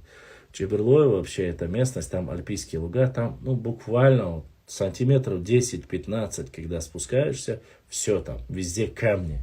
Камни, то есть нету, вот, чтобы там можно было там метр, полтора, чернозем и так далее и тому подобное. Вот такого там нету. И брат Адык задонатил. Заур, дай Аллах, чтобы у тебя все было хорошо. От души тебе, братан, за донат, за поддержку. Твой донат дошел. Спасибо тебе, братишка. Вот. Что удивительное? Удивительное то, что там есть места вот именно на этом треугольнике. Откуда появилось, я не знаю, там нету ни ферм, там нету, то есть советское время, чтобы можно было там что-то, негде вот, чтобы прямо собрать. Там есть места, где 2 метра, под 2 метра, 90 сантиметров есть просто земля, чистая земля. Таких мест там быть не должно, по сути. Есть много вопросов. То есть они мне показывали окаменелости, там, что биты были гвозди. Там он показывал ряд моментов. Но по мне, я сомневаюсь. Честно сказать, сомневаюсь. Похожих вопросов много, которых надо бы изучить, там много. Утверждать я не буду, что там есть ковчег. За то, что он непосредственно занимается и верит в то, что он говорит, то есть он не просто как болтуны, чекиндезы, балаболы нарнийские, которые сидят вечно, рассказывают какие-то сказки. Нет. У Марата хорошо, что он, веря в то, что он говорит, он собрал людей, энтузиастов, пошел и начал копать. Вот это мне в нем нравится. А сказать, что это ковчег, я не могу дать такое. Но очень странная вещь, то, что там огромное количество, вот, почти что 2 метра земли именно на этом треугольнике. Вот тут, конечно же, возникает ряд вопросов. И это, чтобы вы понимали, вокруг этого треугольника, который возвышается как корма носа, вокруг, вот все эти горы, любой части ты поднимаешь, там 10-15 сантиметров, все, камень сплошной. Откуда именно на этом треугольнике вот столько земли, чернозема, глины, вот этого, как говорится, я не могу понять. Вот. Да и зачем, честно сказать, принцип, который нужно было бы полностью изучить эту местность, я согласен с этим, нужно было. Утверждать я не буду. Это по поводу ковчега. Поэтому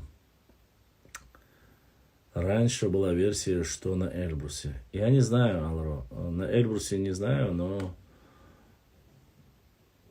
то, что может быть уж слишком много доказательств того, что вполне возможно, что вот на Арарате, вот местность, которая сейчас находится в Турции, что вот эта местность, эта возвышенность Джудди, вот может быть, что это эта местность.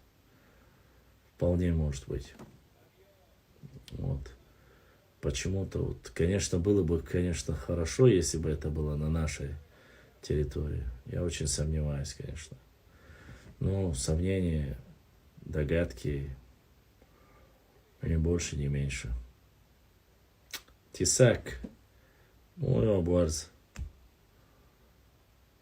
Вот, как-то так. Надеюсь, я ответил на вопрос.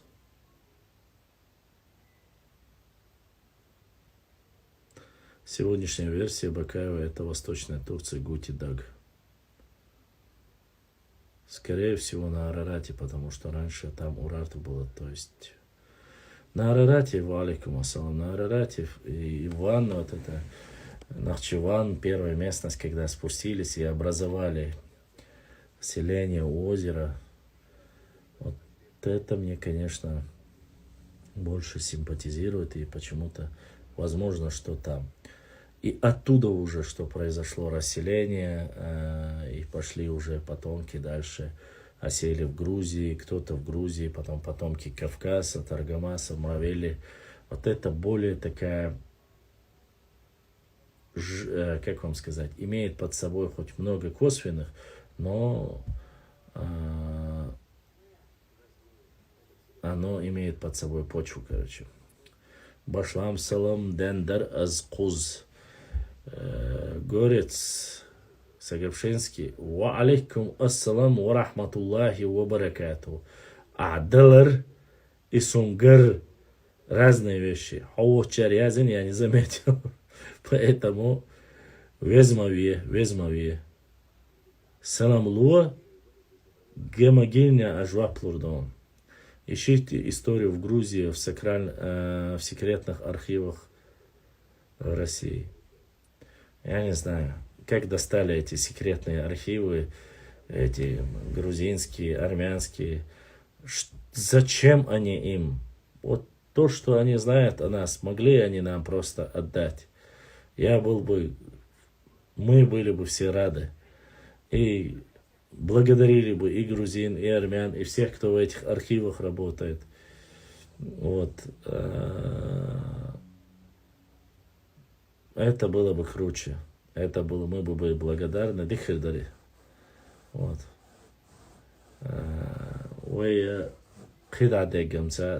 А то вечно рассказывают, наша история засекречена под 7 замками, под этим. Ну, блин, когда это все закончится? Эти сказки уже достали уже. Слышал, говорится. Не все слышал, конечно. Мне вырезку прислали, но я знаю, какова, где, что имеет под собой основание, и что не имеет. Поэтому... Так.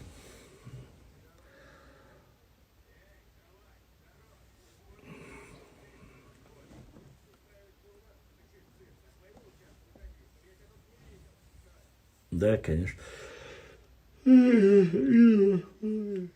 Я благодарен всем, кто поддерживает.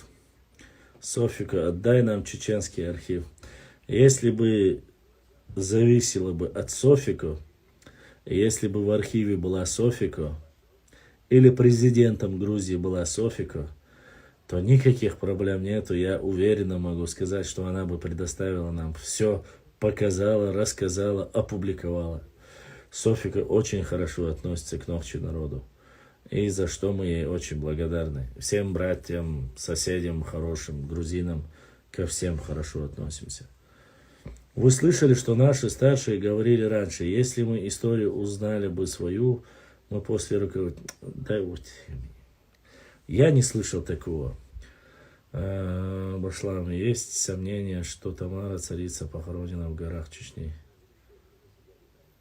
Не знаю, не слышал такого. Слышать-то слышал, но не поверил, короче. Помню, что я ничего не говорю просто так. Надо развить эту тему, Башлам. Вот эту теме надо бы поговорить. Какой теме? Я не понял, о какой теме вы говорите.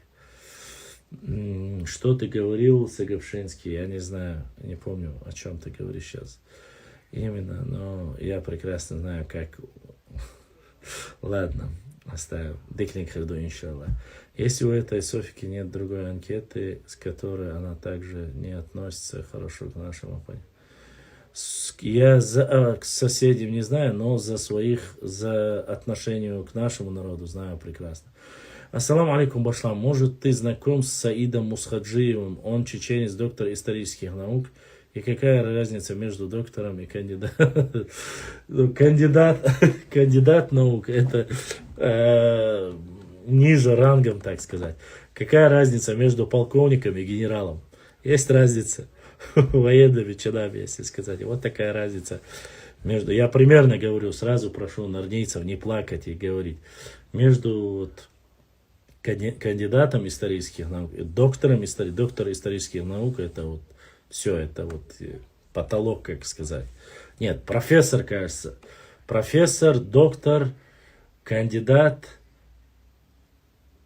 аспирант, и вот так, кажется, вниз. И, может, я пропускаю какой-то, прошу на меня не обижаться, поэтому иногда могу и что-то не то ляпнуть. Все мы не безгрешны.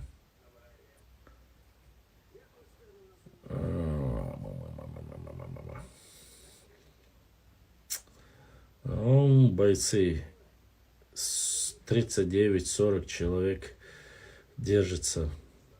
О, у меня, походу, у меня с прямым эфиром то 40, то 29 как-то. У меня одна анкета, только я другим народам в Северном Кавказе не верю. Рабам, ну ладно, это зачитывать я не буду, Софику, то здесь сразу это могут переиначить. Доценты куда? Ну, доцент тоже.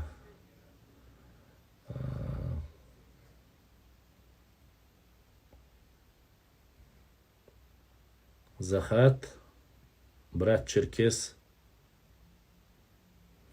Я хотел чихнуть так смачно, но не получилось. А хотелось бы.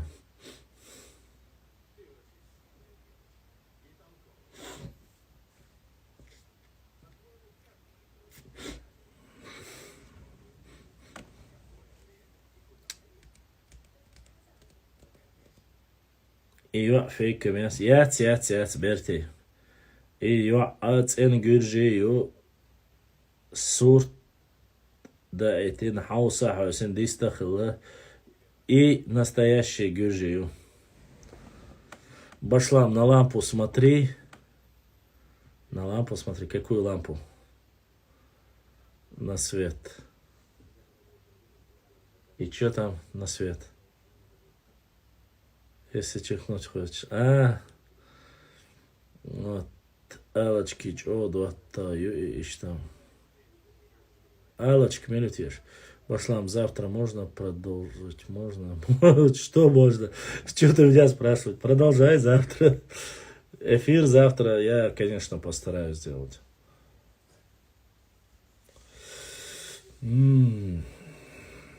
Дикий вом эльдацас, говорит, но не злопамятные. Башлам, ответь, пожалуйста. Ты же из Берткела, хотела узнать про одного человека, зовут его Сайпи. Он работал в Федерации футбола Чеченской Республики. Жив ли он? Ответь, пожалуйста. Сайпи. В Федерации футбола, Арцуев, к сожалению, я тебе не могу ответить, потому что я уже давно не живу там.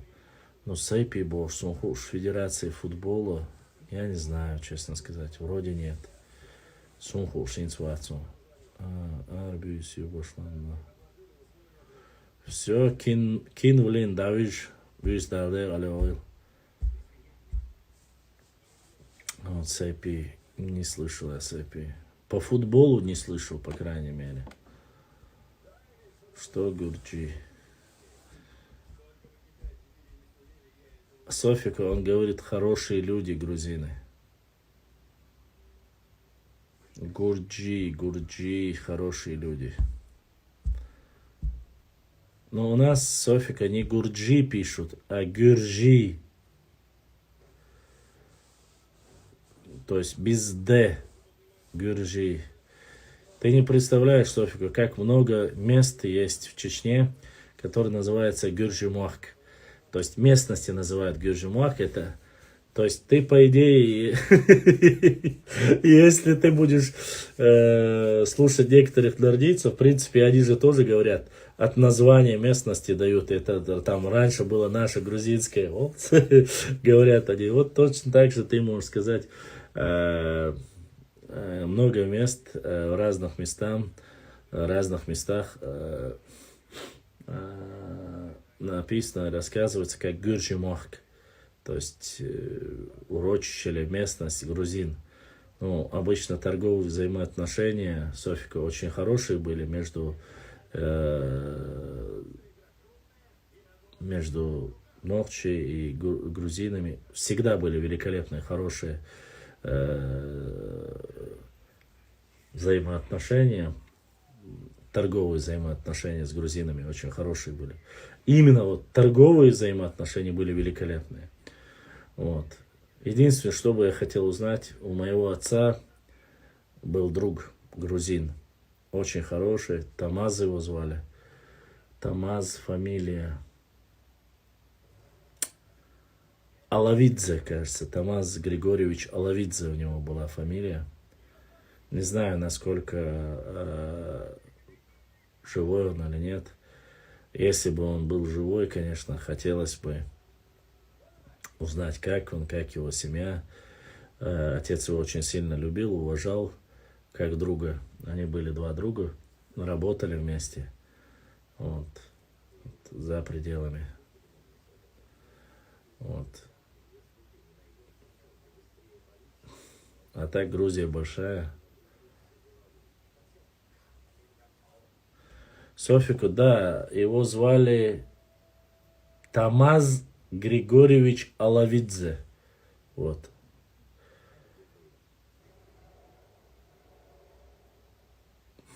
Кинвин, ты спать хотел, иди поспи. Иди поспи немножко, отдохни, поспи. Надо, чтобы глазки твои отдохнули. Ты сегодня миллион вопросов задал, так что пойди поспи.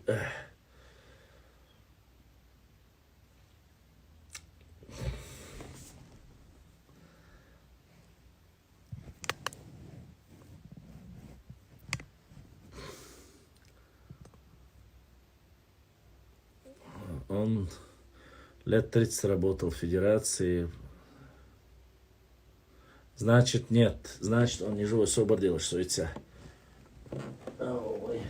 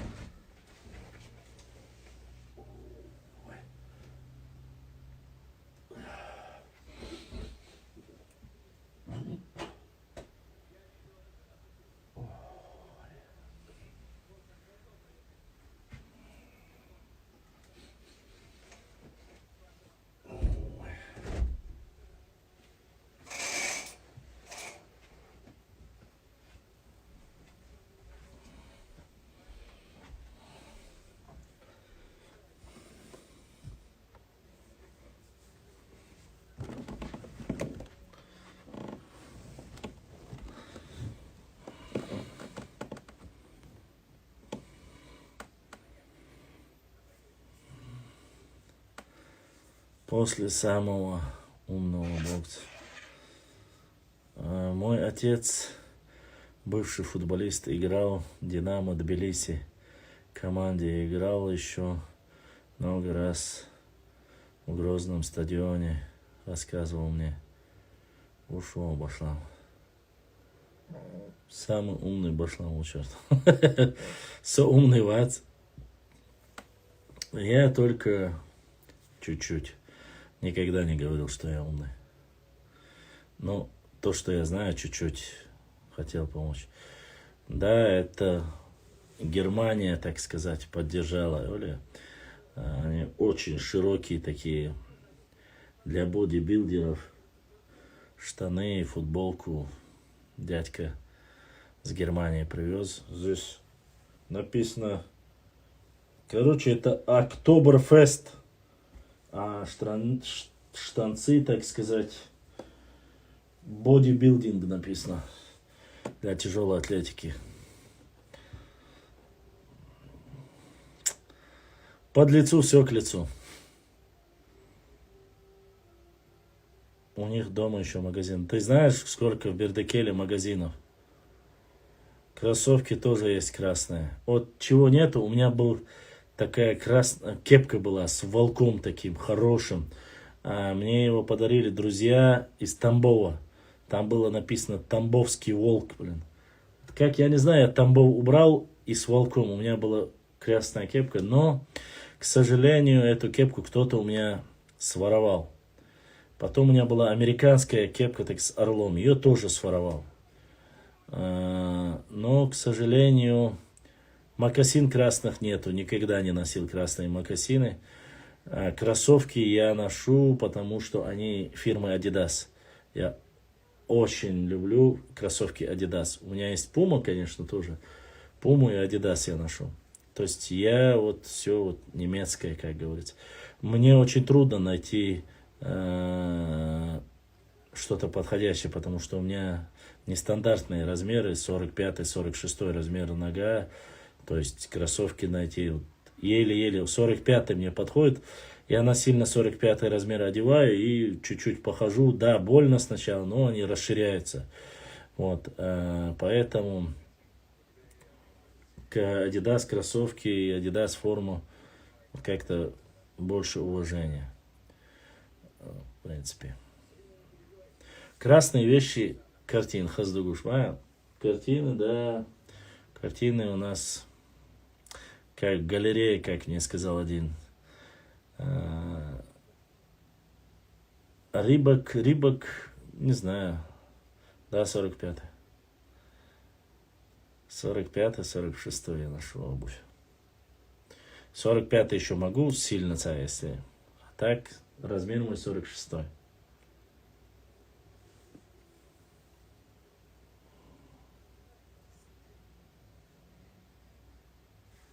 Ну все, хватит понтить. Тот, кто живет за границей, себе это может, конечно, позволить.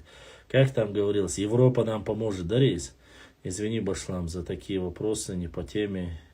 Но, уважуха, что отвечаешь? Да никаких вопросов нету. Если я знаю, я всегда отвечу. Никаких проблем нету, Арцуев.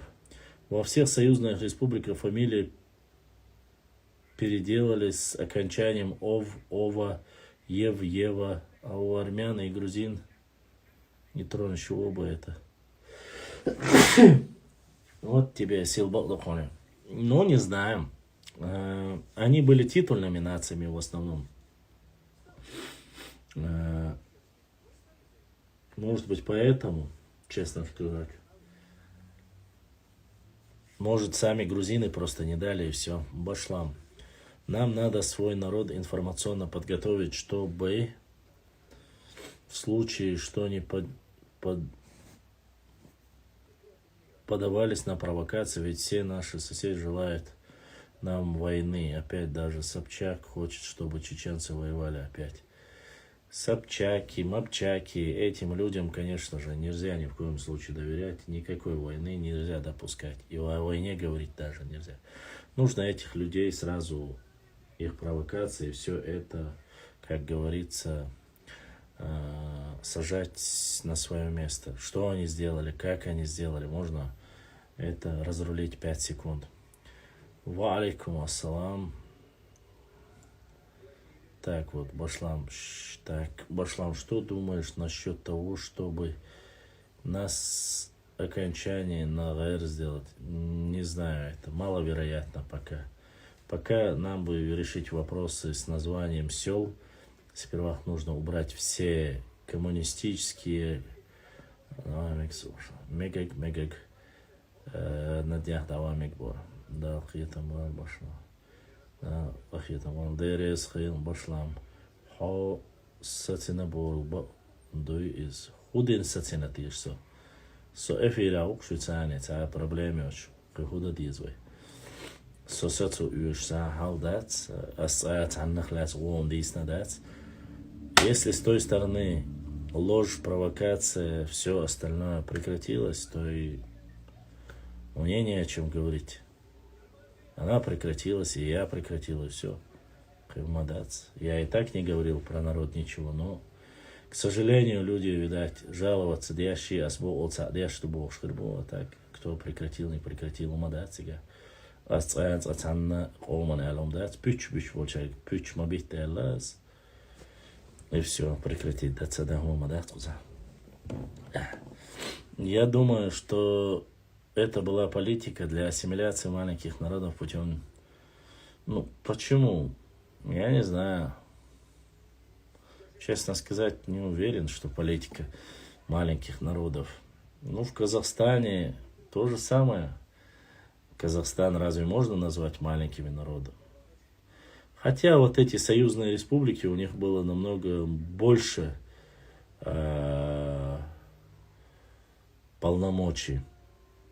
Ну, Украина, как у них были украинские Ко, Панасенко и так далее, и тому подобное. Украинские остались, у грузин остались, у армян остались. А с остальными маленькими, ну, как есть, так есть. Что касается, нужно ли переделать или не переделать. Сегодня 21 век. Каждый, кто хочет, может сегодня изменить свое название. В чем проблема? Ни в чем. Главное, захотеть надо. Есть ли желание у нашего народа? Честно, не знаю. Поэтому они оказались на границе Грузии и так далее. Там, Башлам, как относишься к деятельности шведского пациента?